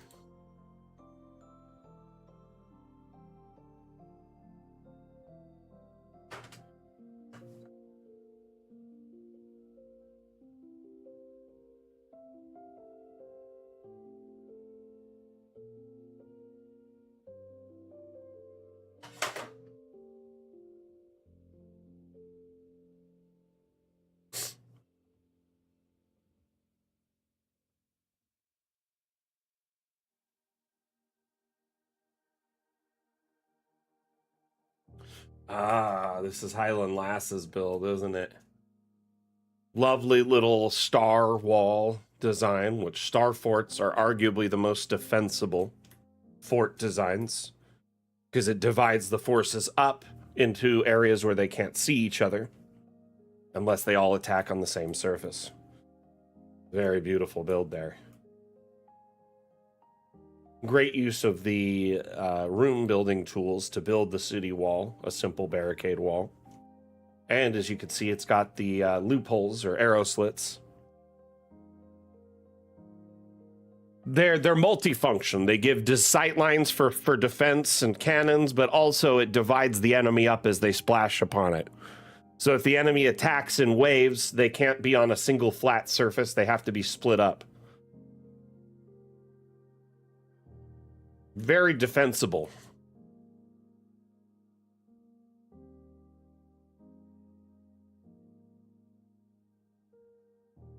Hidden location could be a cool theme, Oscar. Oscar von Grinch.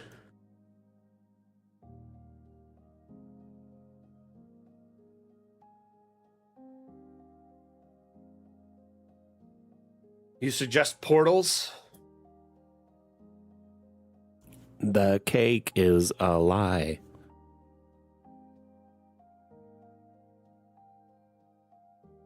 Look at these poor cannons sitting out here.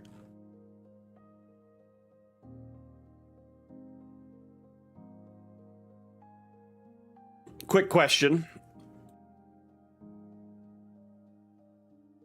How would everyone feel about a 3D printed Hendrik?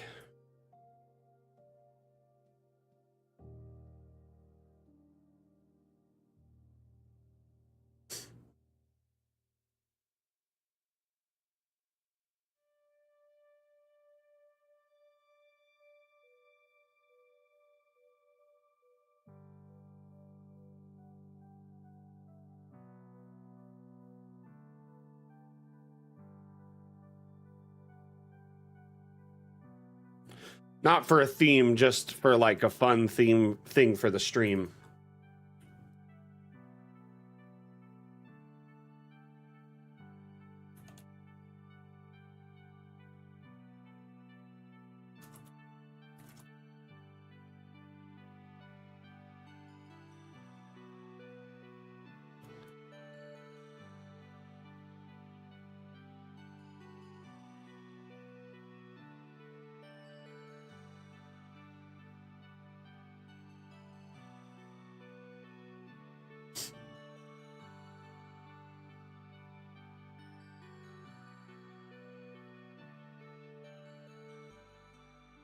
The forest gave you an idea. Hopefully it's a good idea. Let's take a look on the inside of this structure, shall we? Let's go on a little Hendrik tour. The walls, very defensible. Nice little courtyard with a water source.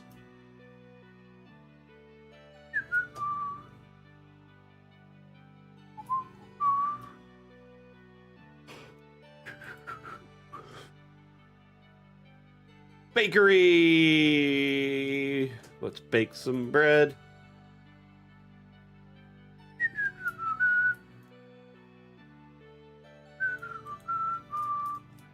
So, more than likely, this is based off of an actual location. Highland Lass usually likes to build her maps based on actual places. So it's very possible this is based on an actual historical site.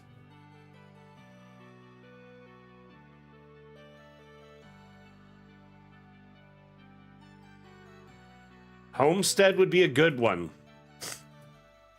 I really like a good farm or a homestead. A good cabin map, you know, something like that. Because you're bound to have an encounter in the middle of like nowhere, right? Like a farmstead or something of that nature.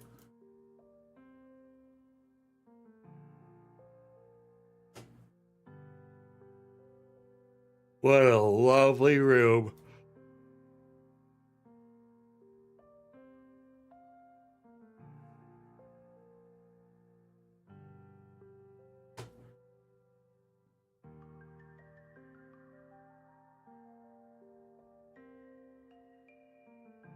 Okay, how do I get up?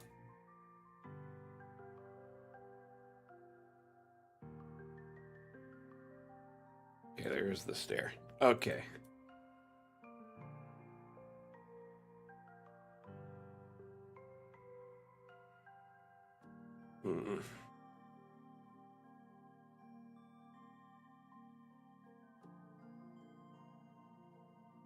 So very confused.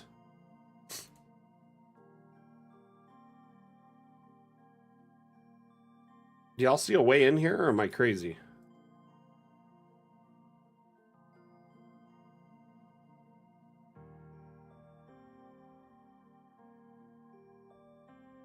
Okay, we saw these.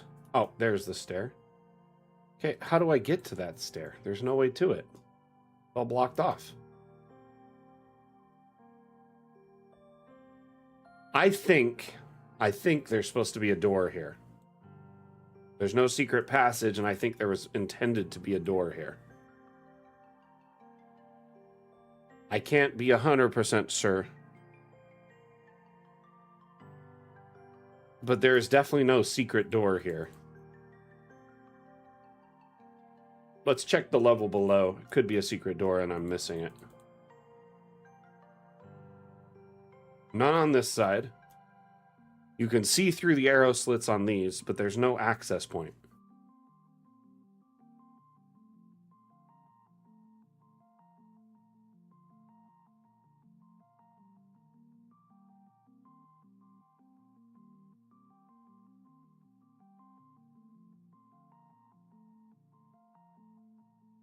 Yeah, I'm not seeing a way to this staircase anywhere on the main levels where you can actually, like, it should be right here. This should be a stair, like a door, I think.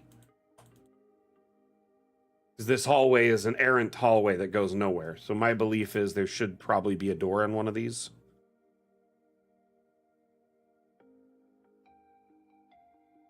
Anyway, I'm just going to put this here so we can explore.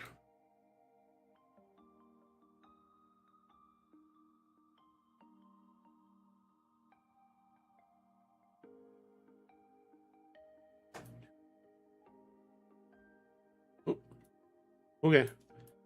So here we have like a food, wine cellar, and it looks like stocks for, you know, weapons and whatnot.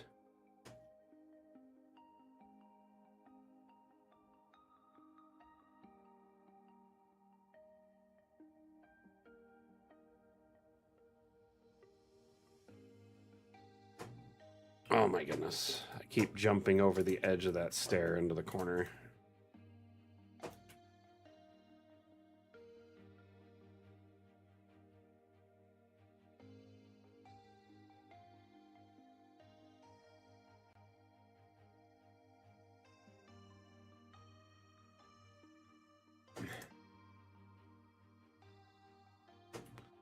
No, it happened again.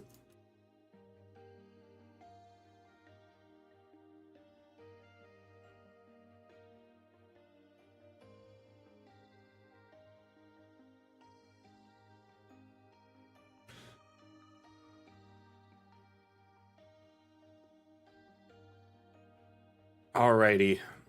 Looks beautiful. Fortunately, we gotta go on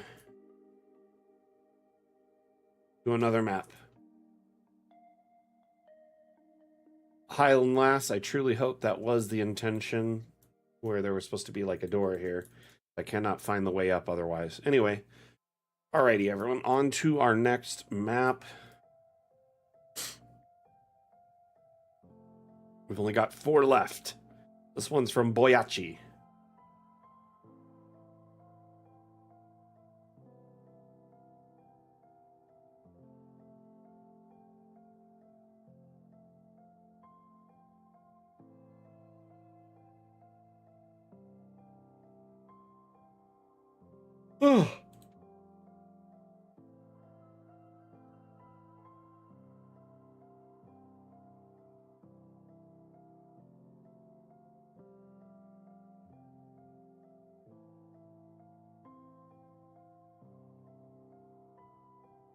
So, one thing I'm going to tell you about this map is there's a lot of underground map.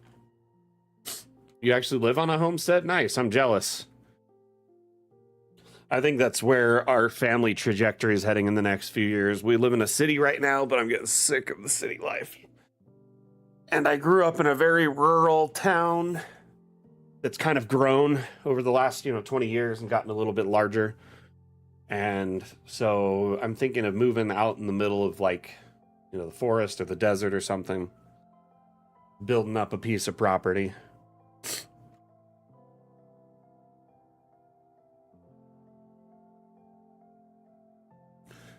So with Homestead, if that ends up being the theme we pick or any of the themes, everyone has 2 weeks to enter, okay?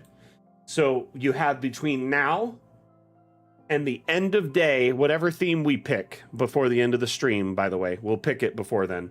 But you have between now and the end of day on the 29th, Friday the 29th of May, to submit your entries. And we time that around your own time zone. So if you are, in Pacific time, it's 11:59 p.m. in Pacific time or Eastern time, whatever your time zone is. So that way, it's everyone gets a fair chance to submit it before their end of day. Let's see here. Every room will have 3 holes that drop to the next floor, covered with darkness from ancient shadow dragon. Good luck dispelling that. Thing is, you either eventually drop to the dragon's treasure hoard or your death. Any point, you'll find yourself upon a glowing stone platform. You may use that teleport out safely, but doing so means you can never try again. It's like a game show. Man, my true sight would be very helpful here. Or devil's sight would be great. Anything that can see in magical darkness.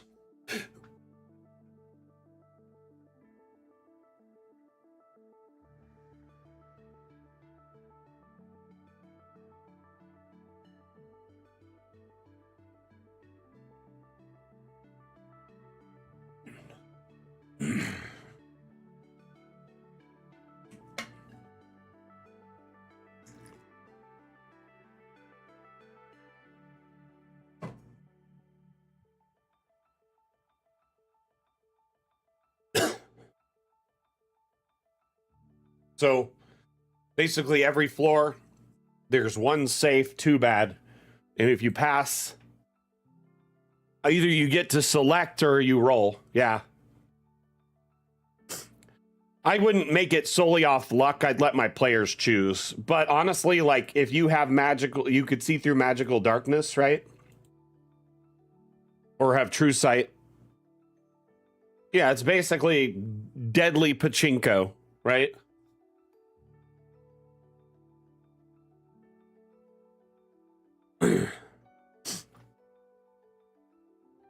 Reminds me of that movie, The Cube.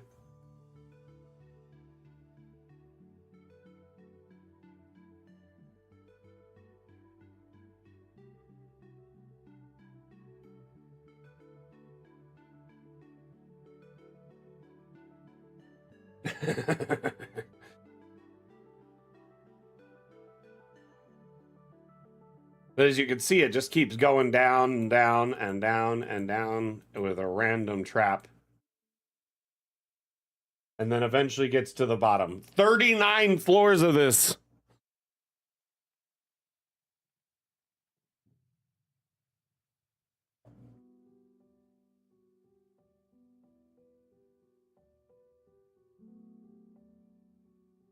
I don't think there'd be enough rope in the world to go down this entire thing. A lot of rope. 47 floors total, negative floors. That's the most I've ever seen downward floors. That's more than the Untower.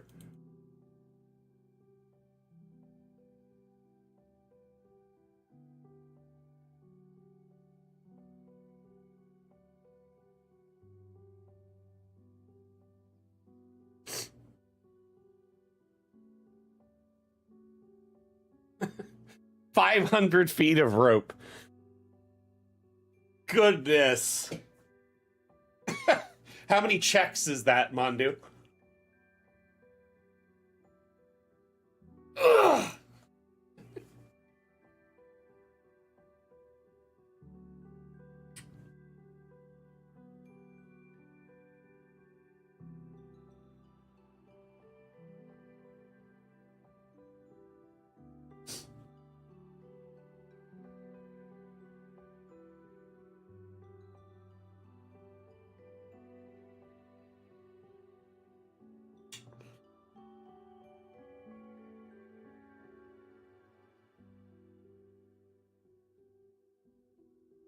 Just to tie the ropes together and have the knots to climb down.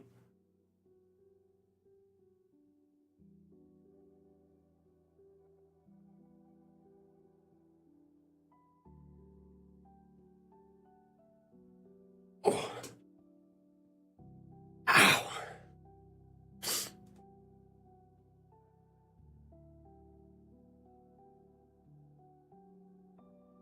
Let's take a look at the treasure hoard here.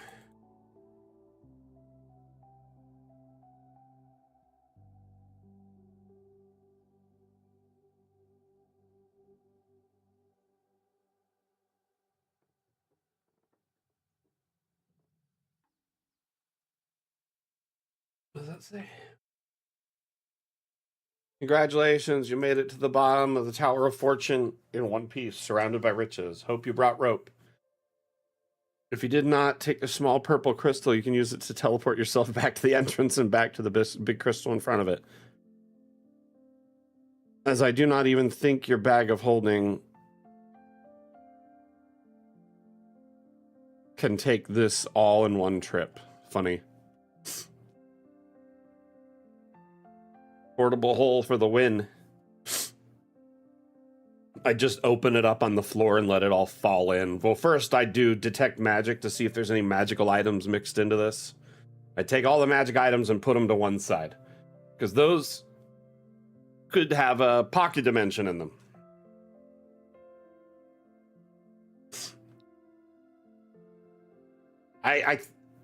Oh my gosh, like, hold on. I did have a calculation written down.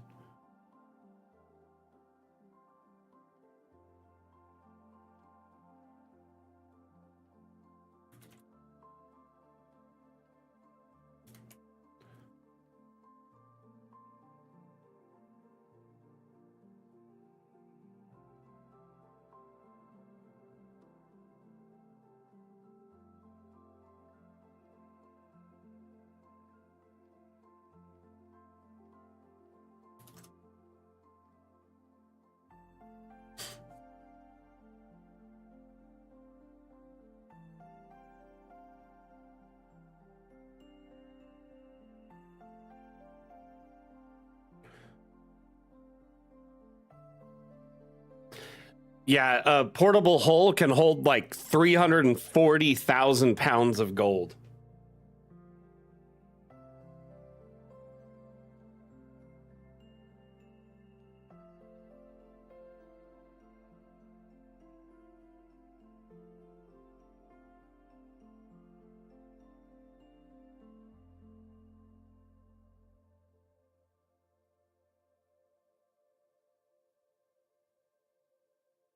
Like if there is nothing else in your portable hole and all it is just filled from top to bottom in a solid piece of gold, it'd be 340,000 pounds.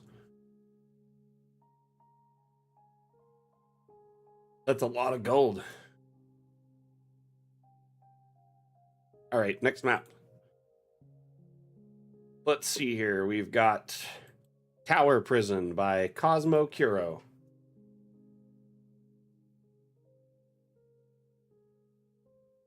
Cave Beast, dude, I tried out Everything is Crab. Oh my gosh. Right, you told me about that, didn't you?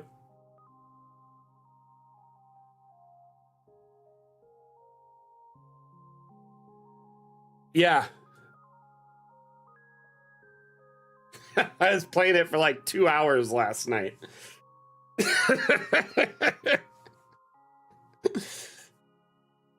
It's like Vampire Survivors meets Spore, basically. So yeah, pretty fun, I guess. It's interesting. It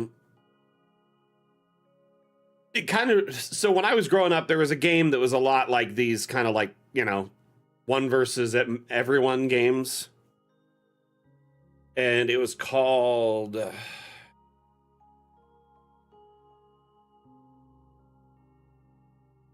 shoot, I can't remember.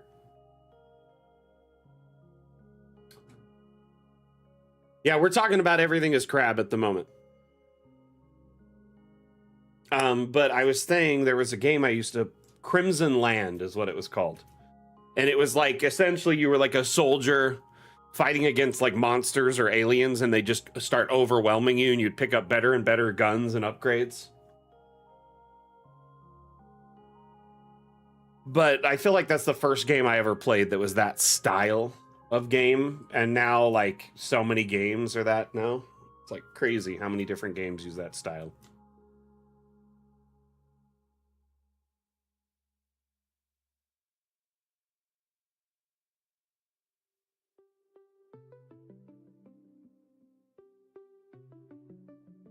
I love this little floating tower piece on the side. Let's check this out.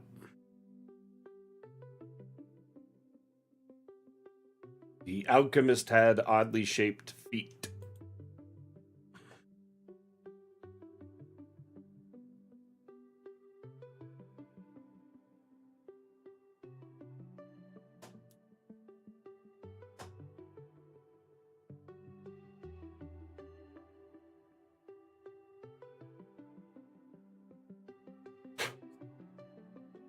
Oh.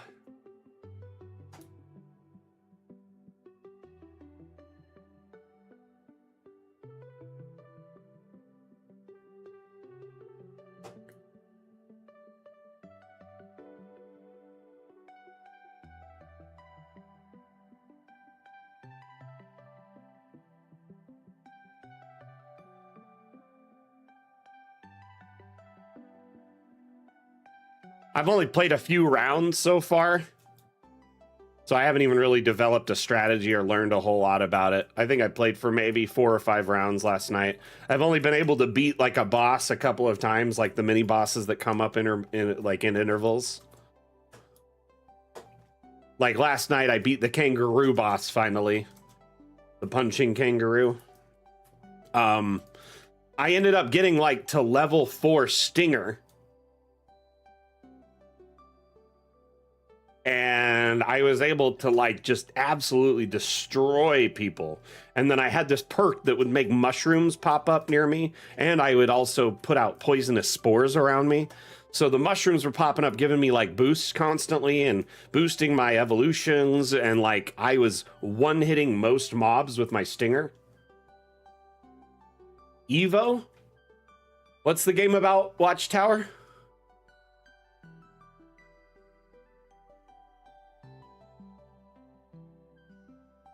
Oh, that's what you were talking about, Cave Beast?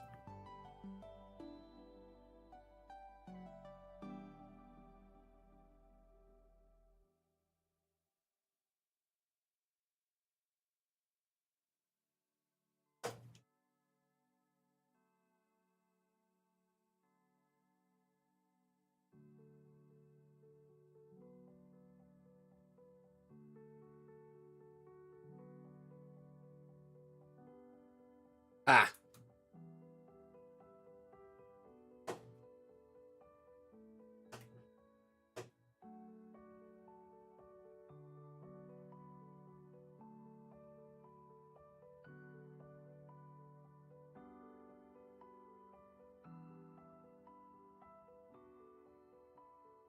All right.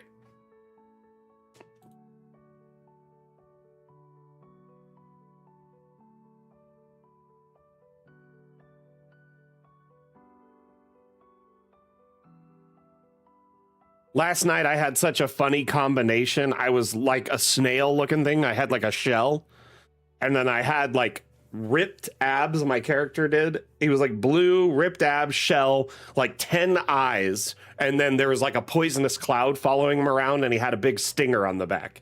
It just looked super funny. Made me laugh. Every time I was like downing someone, I'd just giggle.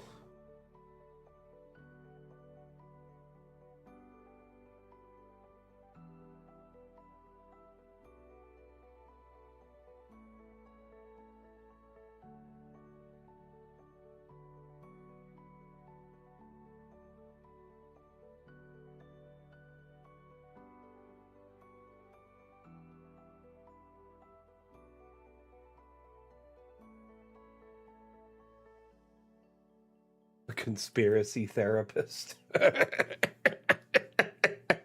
didn't notice this before tropism. That's funny.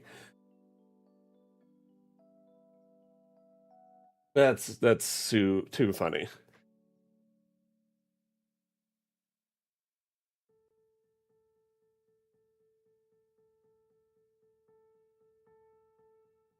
Killing me softly. Killing me softly. Ah, I get it.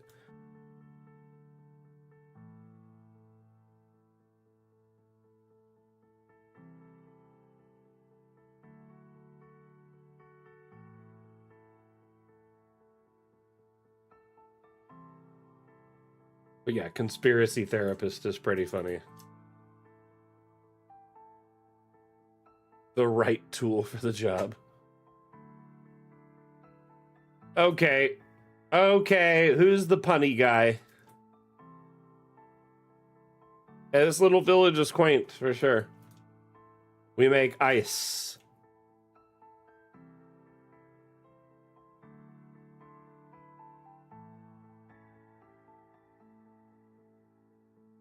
Tea for two. This is a pretty funny name, Killing Me Softly.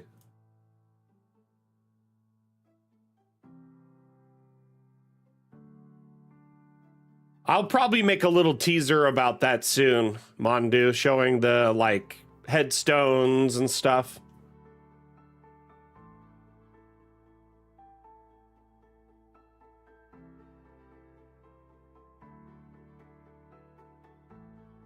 It's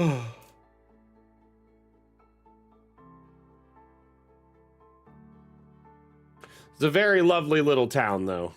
Doesn't it look great?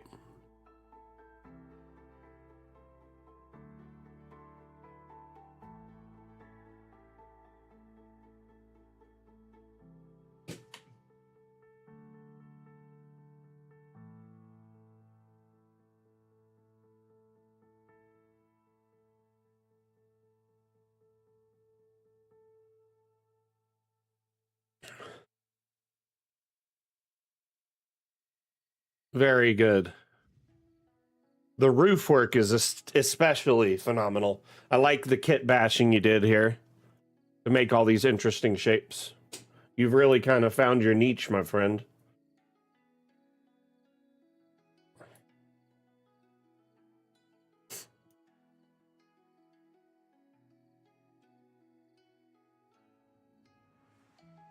Oh.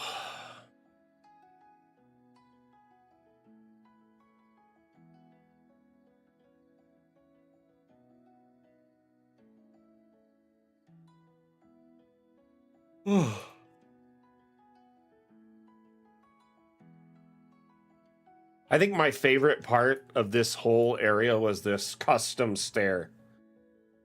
The spiral stair. You did a really good work on the stonework.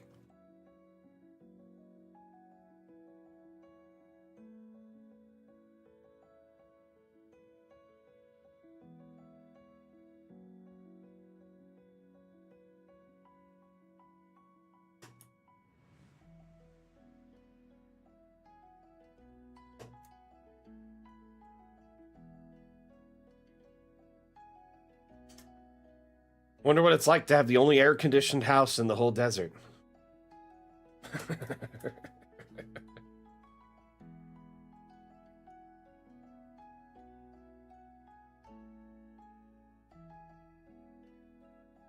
Lucrative? You know, ice in the desert, like ice cream was actually invented in desert culture. And there was like freezers in early history, like ancient history, that were used in the like deserts way before we had like modern electric freezers and even ice boxes. Essentially, they had the first ice boxes. They were called yakchal, I believe. And they were essentially these like sequentially dug holes in the ground that were like small round hole, and they get bigger as you go up, and it's like a step, right? Looked like stairs almost. And at the bottom, they'd pack it with ice. And then as it went up, it would go up to level and then go the opposite direction in like a spiral of steps inward. But essentially, like, this took the idea of a cellar or, you know, storing something in a cave, and it actually added the law of thermodynamics to it. They discovered that, like, the ice in this pit would stay cool for months at a time because the air would come in and circulate, and it would keep it very cool because all the ice was compacted together. We actually have that item in DA.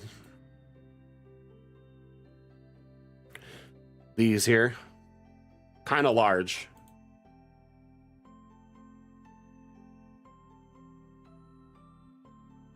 I'd have to destroy the map just to put this out.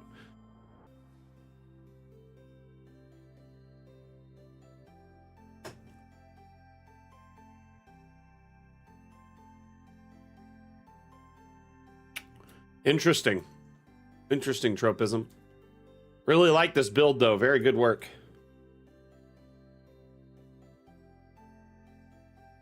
That, and they keep, you know, because they stick into the ground, right?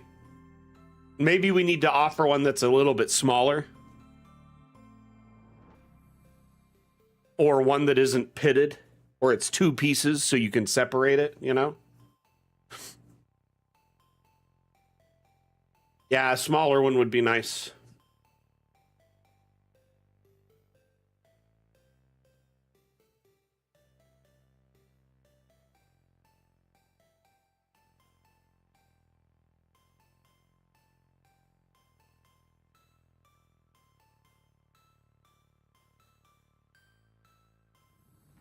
Looks like there's something, a treasure buried in the bottom there. Given that ziggurats are usually in a jungle, or you know what I mean, that's probably a cenote down there.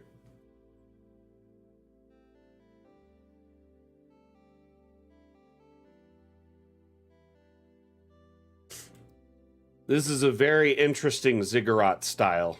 I think it looks really beautiful. I love the big stairs into like the small little entryway.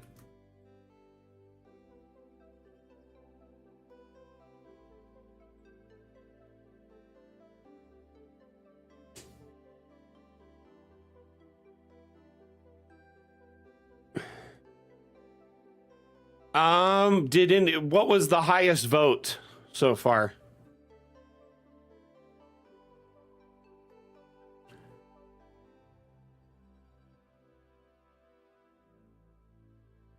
The heck?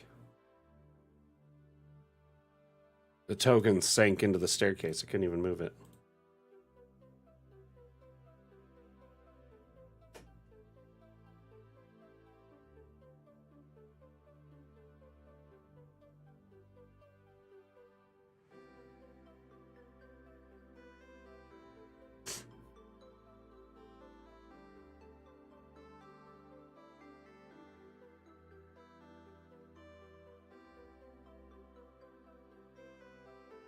Okay, well then let's make that the winner. I might shorten it to... No, it's the same secret or hidden, isn't it?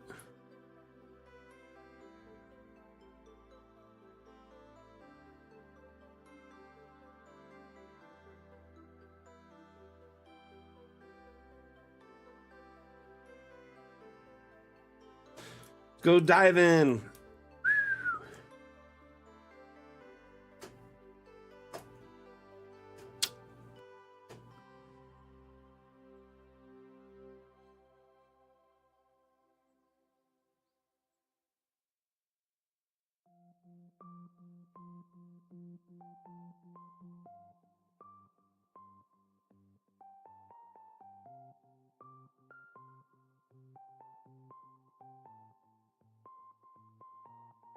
I think secret and hidden are the same. A number of letters, isn't it? 6 and 6.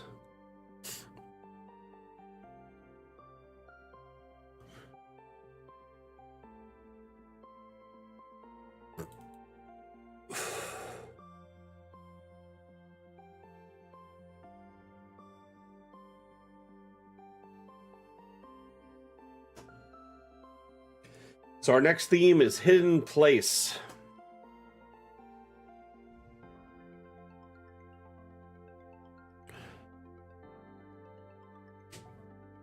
Y'all, over the next few weeks, I will be kind of trickling out teasers from our next update as we get closer and closer to the launch. I've been given permission to share some things. Not everything's fine-tuned yet, so I can't share it all, but just be kind of staying tuned to our social media, Discord, etc., so you can check out those teasers. In addition to that, we'll likely be sharing teasers on the stream, at least during the news segment and the beginning of each stream.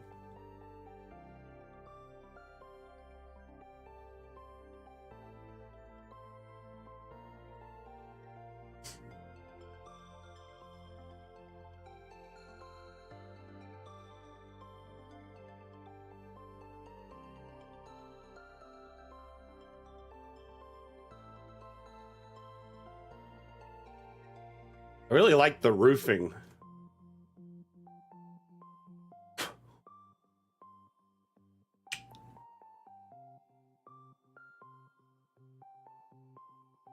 Funny.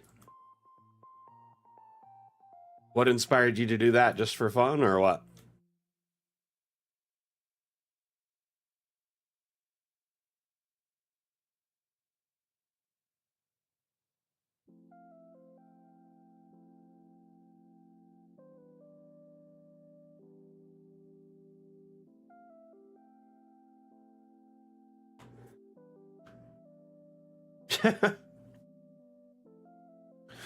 We're thinking of once the garden grows a little bit more and there's like a lot of green in each garden bed, we're considering getting like a, because you can order like a thing of ladybirds to be shipped to you. Because then we were going to put a little bit of them in each greenhouse just to like help protect them and whatnot. Yep, next Saturday is more D&D. So on the 23rd, we have more dropping in. So next Saturday, our interview is with a content creator who I met actually on TikTok. But they are a big fan of Dungeon Alchemist. They use it in their campaigns, their streams. They stream content creation on TikTok, Twitch, YouTube, and then make videos and post them on, YouTube and TikTok as well. But they do a stream every Wednesday called the Midweek Monster Mash. I was a guest about a month ago on there, where I picked out a team of monsters and then battled against their team of monsters, and the winner was decided by how many takedowns you got, because there was like a point system based on the like level of the person you took down. Anyway.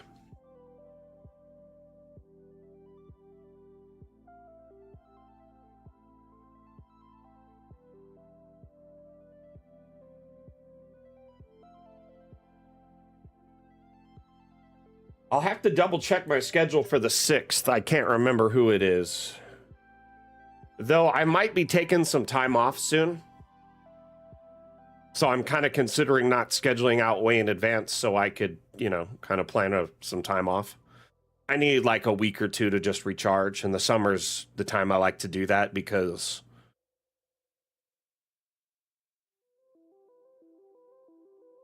Right, Morgana?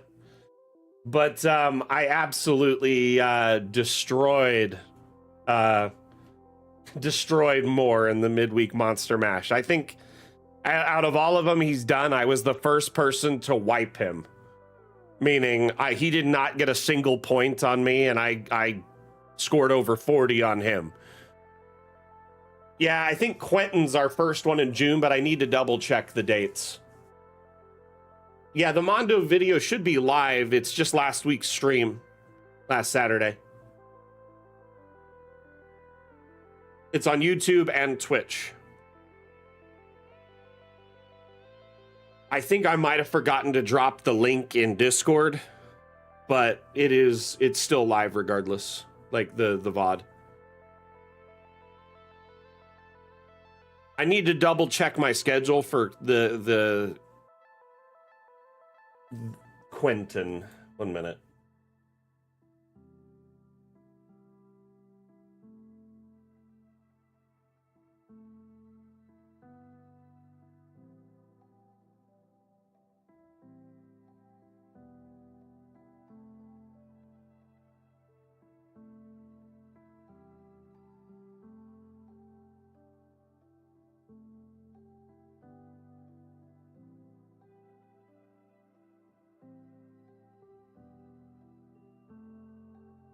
$23rd.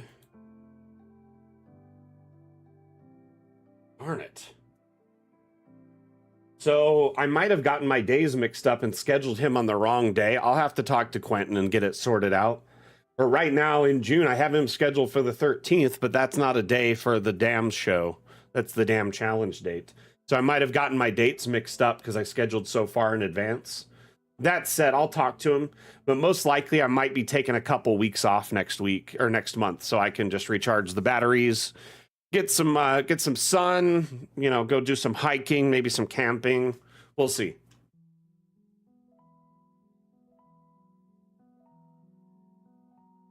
I'll be honest, Asmodeus did add a lot of chaos, but I was definitely kicking butt before Asmodeus came onto the field. You know what I mean? I felt like I had a pretty solid strategy, and I was protecting my teammates, protecting them from getting, taken out. Like anytime he had a chance to drop one of my guys, I'd teleport them out of there. Like one time I dimension doored a guy clear across the battlefield. He was so close to taking him out, and I felt so satisfied stealing that from him. Like, anyway. But I haven't taken a vacation since like last summer when I went to visit my grandfather for a few days. And most of that time wasn't necessarily vacation. I was working because I had to help him clean up his house and pack up a bunch of tools and run a bunch of errands, and like, yeah. So it wasn't like I was necessarily relaxing the whole time. So I kind of want to take a couple weeks to just have some me time.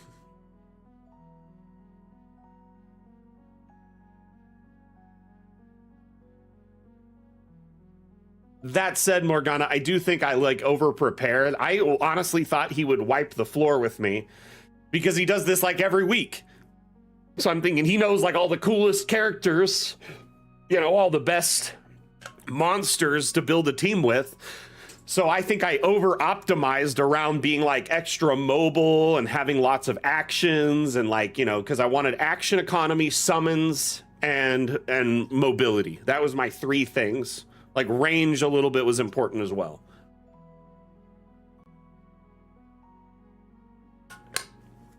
Anyway, I'll talk to Quentin, get the dates locked down for sure. We'll figure everything out for June. I'll let you guys and gals know what's coming up. Hey, Guafa, how you doing, bud? Welcome back. How's your week been? So yeah, that was all of the Damn Challenge entries. The stream is almost over. We can do some Q&A for a minute.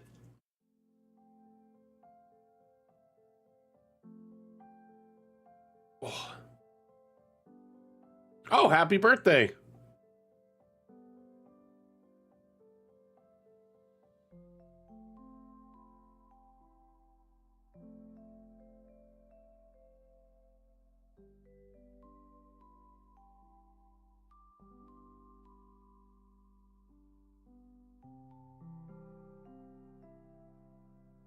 Every time I think of saying happy birthday, I always say it in my head like Frosty the Snowman. Happy birthday.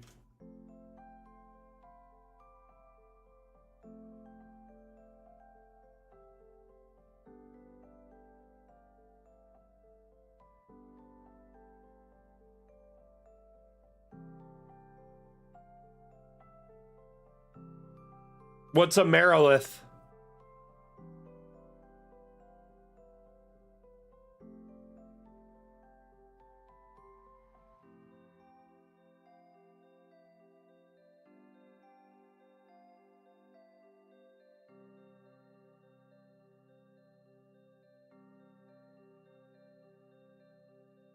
Ah, nice.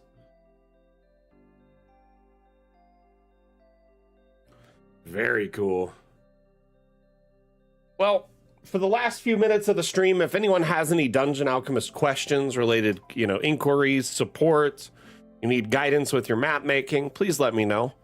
We'll let you get your questions answered for the next little bit.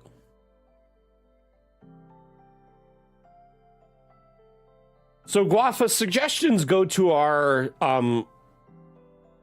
suggestion board and roadmap website, which is FeatureBase. I only ask as a personal favor to myself and the mods that when you do make a suggestion there, that you search to make sure it isn't one that already exists. As we have 5 years of collective suggestions there, and many different things have already been suggested along the way over the years, and many of them have been upvoted and commented on and merged together with duplicates. And so we ask that you just search just to see if it exists already, and then if it's something that isn't there or you can't find a variation of what you're looking for in a suggestion, then yeah, definitely create a new one. I do believe there is a general store, like a room gen for general store suggestion, but if anything, you should go comment on it and upvote on it. The more upvotes and comments something gets, the more visibility it gets for other members of our community and for the devs. If they're interested in implementing this, another thing that reinforces their decision is how much interest there is from the community. Like, I can't count how many times I've said, hey, are we implementing a feature like this? And they're like, does the community want it? And I'll give them examples, a handful of examples, or an upvotey, or a feature-based upvote situation or suggestion. And they're like, yeah, okay, that makes sense. We'll do it. But yeah, general store, I get it. You just want something that has a little bit of everything in it instead of a very specific focus store, right? That said, I just like making my own general stores nowadays. They're more fun for me to just put together, but I get the idea of wanting to save time by generating it, for sure. Yeah, like general goods.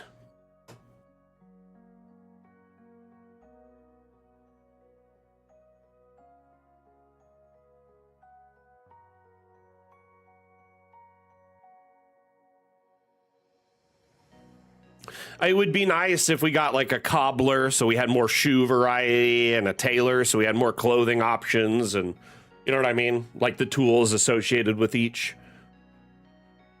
But at the same time, a lot of that is very minutia when it comes to a campaign. It's like, oh, this is a place you go for a quick shopping session, not necessarily like a dungeon where you want a lot of detail, or a castle. You know what I mean?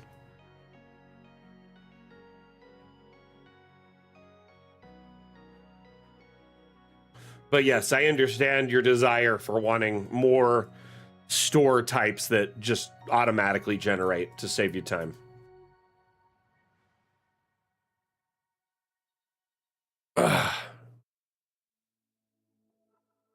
So Monday, we'll be back with stream on Monday for Mapmaker Monday. That stream starts at 9 a.m. Pacific, 11 p.m. Eastern, 4 p.m. UTC, and runs for about 2.5 hours. I was supposed to finish this map this Monday, but something came up Monday, that some personal business that I had to deal with that was just unexpected. And as a result, I had to cancel Monday's stream. So I did not get to finish this build Monday like I was anticipating. So we're going to finish it Monday, well, this upcoming Monday. So on the 18th. 11 a.m., yes. Or no, 9 a.m. Pacific, 12 p.m. 12 p.m. Eastern.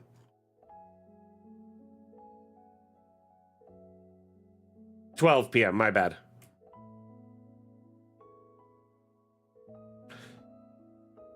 Because, yeah, I'm in Pacific. Eastern's 3 hours ahead.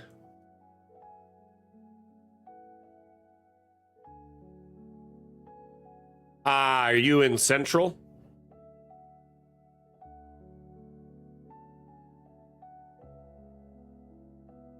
Fantastic.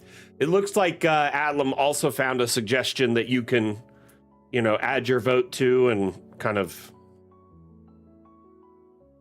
if anything, it'll bring more attention to it again. You know what I mean? Signal boost, so to speak. So this map is what I've been working on the stream on Mondays for the past couple of months. Minus the, I think, 2 Mondays I missed because of various things that popped up. But this map is called the Last Drop Souvenir and General Store. I built this as a sort of like a pit stop, a rest stop in the middle of this vast, you know, desert. There is this watering hole, and people used to stop and camp by it as they passed through. And a kobold came through here with a group and saw this watering hole and saw it as an opportunity for money and decided to set up shop here. So after he was done adventuring, he came and retired here and built up a big, you know, kind of enterprise at this little spot in the desert.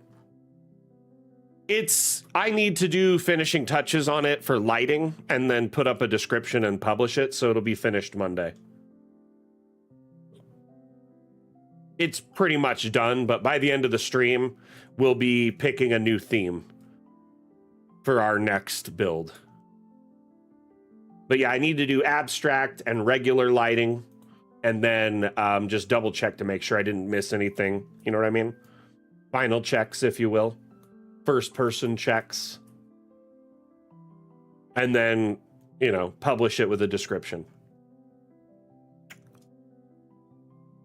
So this will be done Monday for sure. And then, I mean, I'm hoping by midstream it'll be done and then we can pick a new theme and get started on it.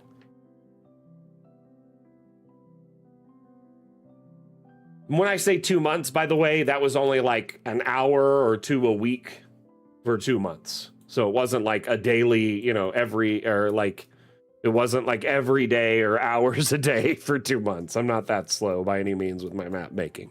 But there is a lot of custom build in here by hand placement to give it that really kind of like disorganized chaos look, or organized chaos, I should say. But I was going to go through each level, just make sure all the lighting is added, and then the abstract lighting balances it out. I'm going to add some lighting to the campsites and like along this way. Shh.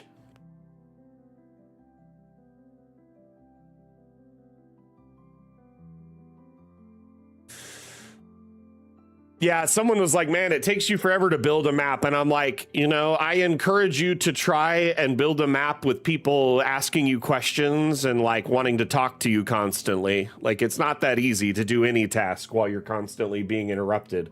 But the thing is I am interrupted to help you all and guide you with your map making, so I don't mind at all. That's kind of the point of these streams, is to provide you with a real-time, you know, source for guidance and assistance. I find that to be much more valuable and helpful than a YouTube video or a quick clip or a tutorial on a wiki. I think having a hands-on presence where you can ask questions and get them answered by a real person is sort of a dying art in customer service. Because so many companies just want to distance themselves from you and put barriers up between you and them. Like, all they want is your money and that's it. They don't want to provide a service. They don't, you know what I mean? And that's not what we're about here at Dungeon Alchemist. So these streams are, I feel, a great value to anyone in our community who wants to get more out of their investment with the tool. Because you can come in and, you know, get hands-on, one-on-one guidance and ask questions, network with our community, learn from each other, gain inspiration from each other's, builds and designs and whatever. I love it. Man, Jack, the USS Enterprise would be an interesting build, but before I do that, I really want to take a crack at building the SGC. Stargate Command from SG-1 would be a fun build. Indeed, Bella. I honestly, I don't know. It drives me crazy how, when I call a store, it used to be bad when you had an automated system, right? And then it took you a while to get to a person. But now more often than not, if it gets to a person, it's not at that store. It's at a call center. If you call a Best Buy or anything, it will not get a person in that store. You cannot call the store directly. It will call a call center, and then someone at that call center will answer your questions from a database. And if they don't have the answer or they need to get someone from the store, then someone from the store will call you back. They gatekeep being able to call a store and just ask if something's in stock or ask an employee questions. I don't like it at all. Do not like it at all. That is the millennial hill I will die on. Okay.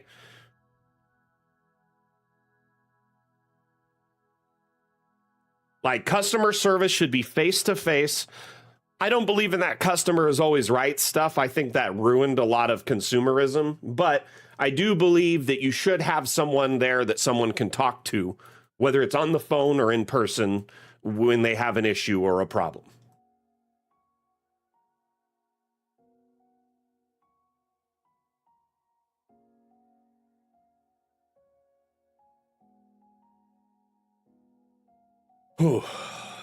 Someone who's knowledgeable about the product, passionate about it, knows stuff about it, not someone who's had 5 hours of training or who looks at a screen that searches keywords you've said and hopefully finds the answer.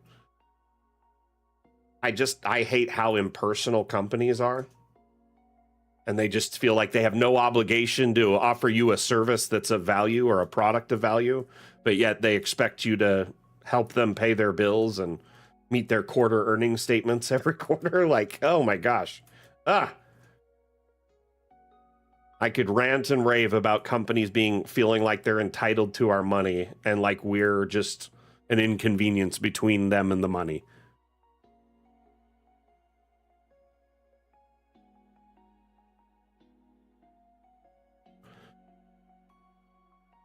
In working retail, I can definitely tell you, and in customer service roles in retail and repair, I can tell you, and in my own business, the customer is definitely not always right. But how they want to spend their money is their concern. You know what I mean? So if they want to spend their money doing something that you may not agree with,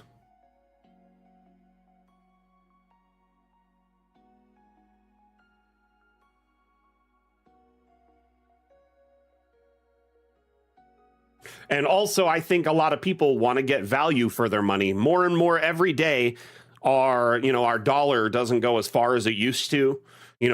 Products are getting smaller and things are going up in cost, right? And so and things are getting crappier quality or in shitified, as they say. Things are going down in quality, but up in cost all the time. And so I think the contract should be, if the cost goes up, you should expect some measure of service, right? Yeah, with the bag of chips, I can understand the air to a degree because the air prevents the chips from being smashed. Without it, those chips would just be a pile of crumbs, right? So I do think the air serves a mechanism in at least chip bags, but I do understand that a lot of products, they're shrinking. They're getting smaller and less, and the quality is going down. The things you used to love and enjoy, candies, juices, sodas. Oh my gosh, soda is so expensive now. I remember when it was a 2 liter was $1 when I was growing up. You could go to the store and buy a can of soda for $0.25, a Shasta soda. Man, me and my friends would go and we'd bring a few quarters and buy us some sodas and hang out all day. Okay, it's insane that a single soda costs $2 in a vending machine. or you can go to the store and buy a 12 pack, a 12 can of soda is like $8 or more for a single 12 pack. And they're wondering why consumer spending is down, is at an all-time low. Like, what? There's a limit to how much people will be willing to spend for this stuff. And when the generic brands that companies offer are starting to become so much it's not even worth buying generic, it's like I might as well just buy the name brand stuff again.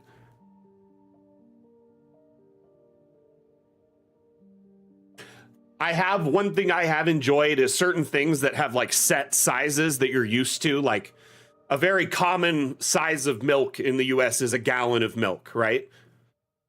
So like they can't reduce the size of a gallon of milk, but they can increase the price. But if they all of a sudden were like, hey, we're not going to sell gallons anymore, people in the US would freak out because the size is something they're used to.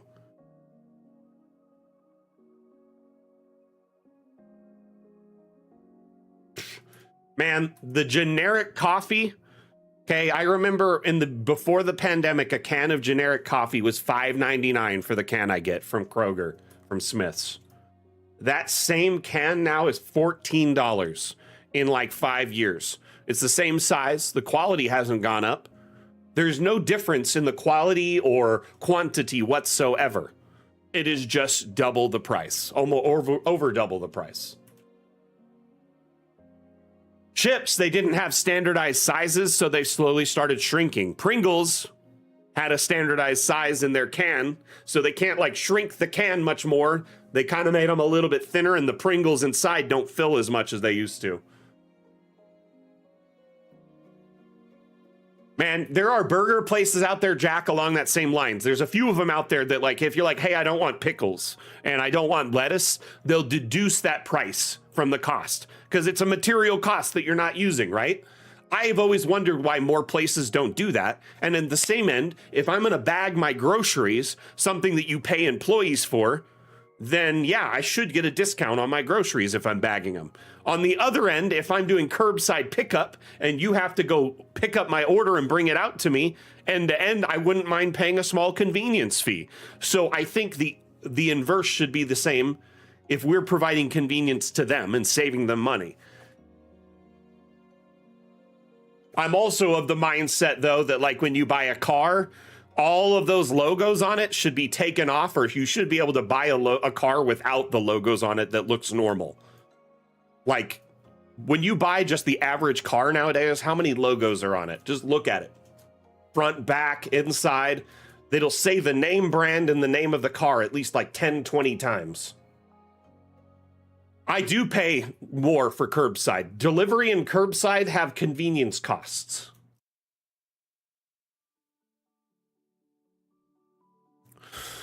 So, self-bagging. So, like in a lot of grocery stores in the US, as long as I've been around, like in the last 30, 40 years, they always had a bagger. So someone would scan your groceries, like you'd put them on a counter, a sliding counter, like a conveyor belt. Conveyor belts, I remember when they added those in like the 90s, that was so cool. Used to just be a counter, you'd slide everything across. And those counters, the tops were like worn down because so many things slid across them.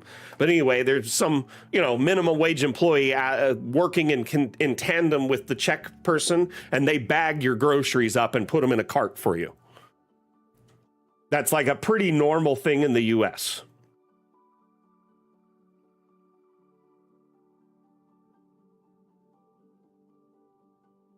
I haven't gone in a grocery store in 5 years, at least 5 years. I have done curbside that entire time, and there is a $5 fee for curbside that you have to pay unless your order is over X amount with a Smith's or a Kroger. So that fee is like, I think it's $5 unless you spend over $35 in an order. So I usually am getting like, a couple $100 in groceries every 2 weeks. And then I'll order it from my phone while I walk around the house and pick out the things I want on it. You know how you make a list at home and then go to the store and find all the things? I just go through and find all the things and add it to the list while I'm in the app at home. And then I order it. Someone picks it all up for me and puts it together, and then I pick it up.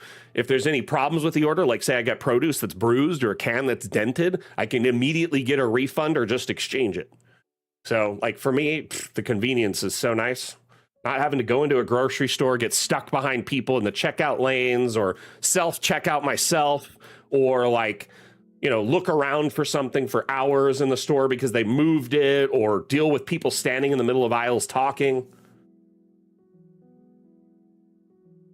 Self-checkouts, pretty common in the US. They're starting to become more common for sure. Oh, wow, Moose, that's really cool. That's really nice. So, our, like, Kroger does delivery through Instacart, right? And every once in a while, they'll have a deal where it's like free delivery or $10 off your delivery or your order with delivery, which the delivery fee is $10.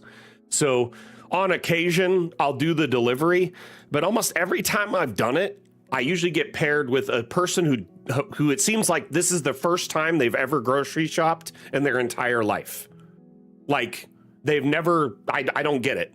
Like, they are bad at substituting things. They don't know where to find things. My order gets left out in the sun outside when there's shade 2 feet away. Like, just many, like, basic instructions aren't followed.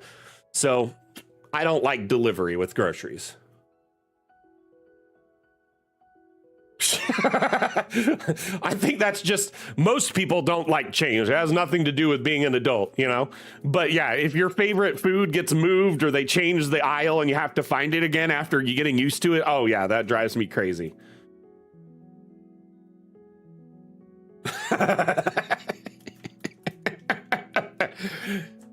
All right, everyone. Well, let's wrap up the stream. We ran a little long. We'll see you Monday. We'll be working on finishing up this map. Thank you so much for hanging out with me today. The Dam Challenge was an absolute success, smashing success. So many beautiful maps today. So many beautiful maps. Really quickly, before we leave, do y'all want to see the teaser one more time from the beginning of the stream? For those that might have missed it or those that want to see it again.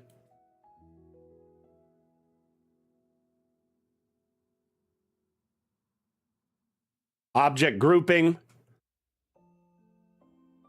The next challenge is hidden location or hidden place. Hidden place. So like a secret.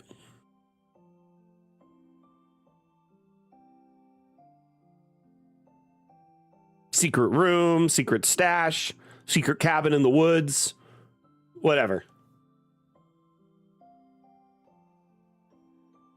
Object grouping is going to be huge.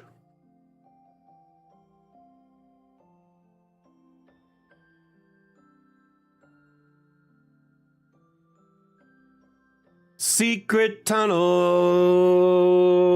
secret tunnel.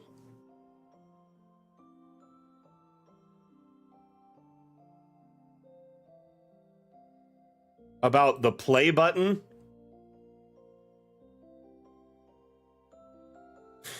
I think that might just be unconfigured UI that's part of the default. I don't think the play button does anything in this instance, but I'll test and let you know. It could be a placeholder or just the generic UI for things until they configure it. Because like I said, this is very alpha status.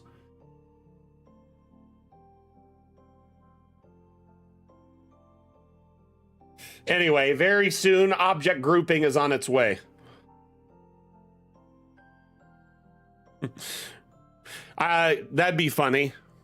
You just group all the items and destroy them.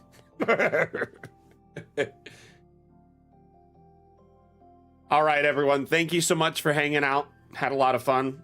Moderators, thank you for being here, supporting Atlam, for being a super awesome mod, as you always are, and for Asmodeus, ready to snipe down people with his ban hammer. Thank you for all our active chatters today, whether it's your first time visiting the stream or your 100th. Thank you for all the lurkers. Very much appreciate you being here. I know many of you are busy working or doing other activities while you enjoy the stream on the side. So thank you for being here as a lurker.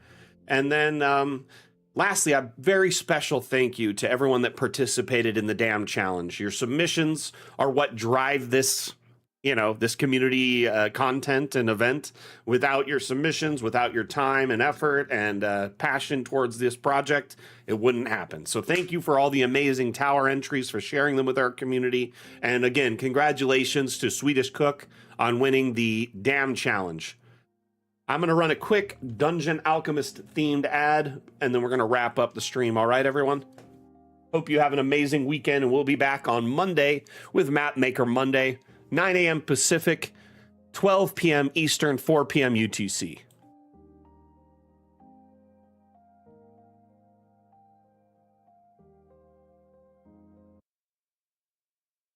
Mute that music. But can it handle It is curves today. You're right. Can it handle curves? But can it handle curves? But can it handle curves? Dungeon Alchemist, the AI-powered map-making application for role-playing games, now comes with both round and diagonal walls. Create amazing professional maps for your players in seconds. Get it now on the Steam store.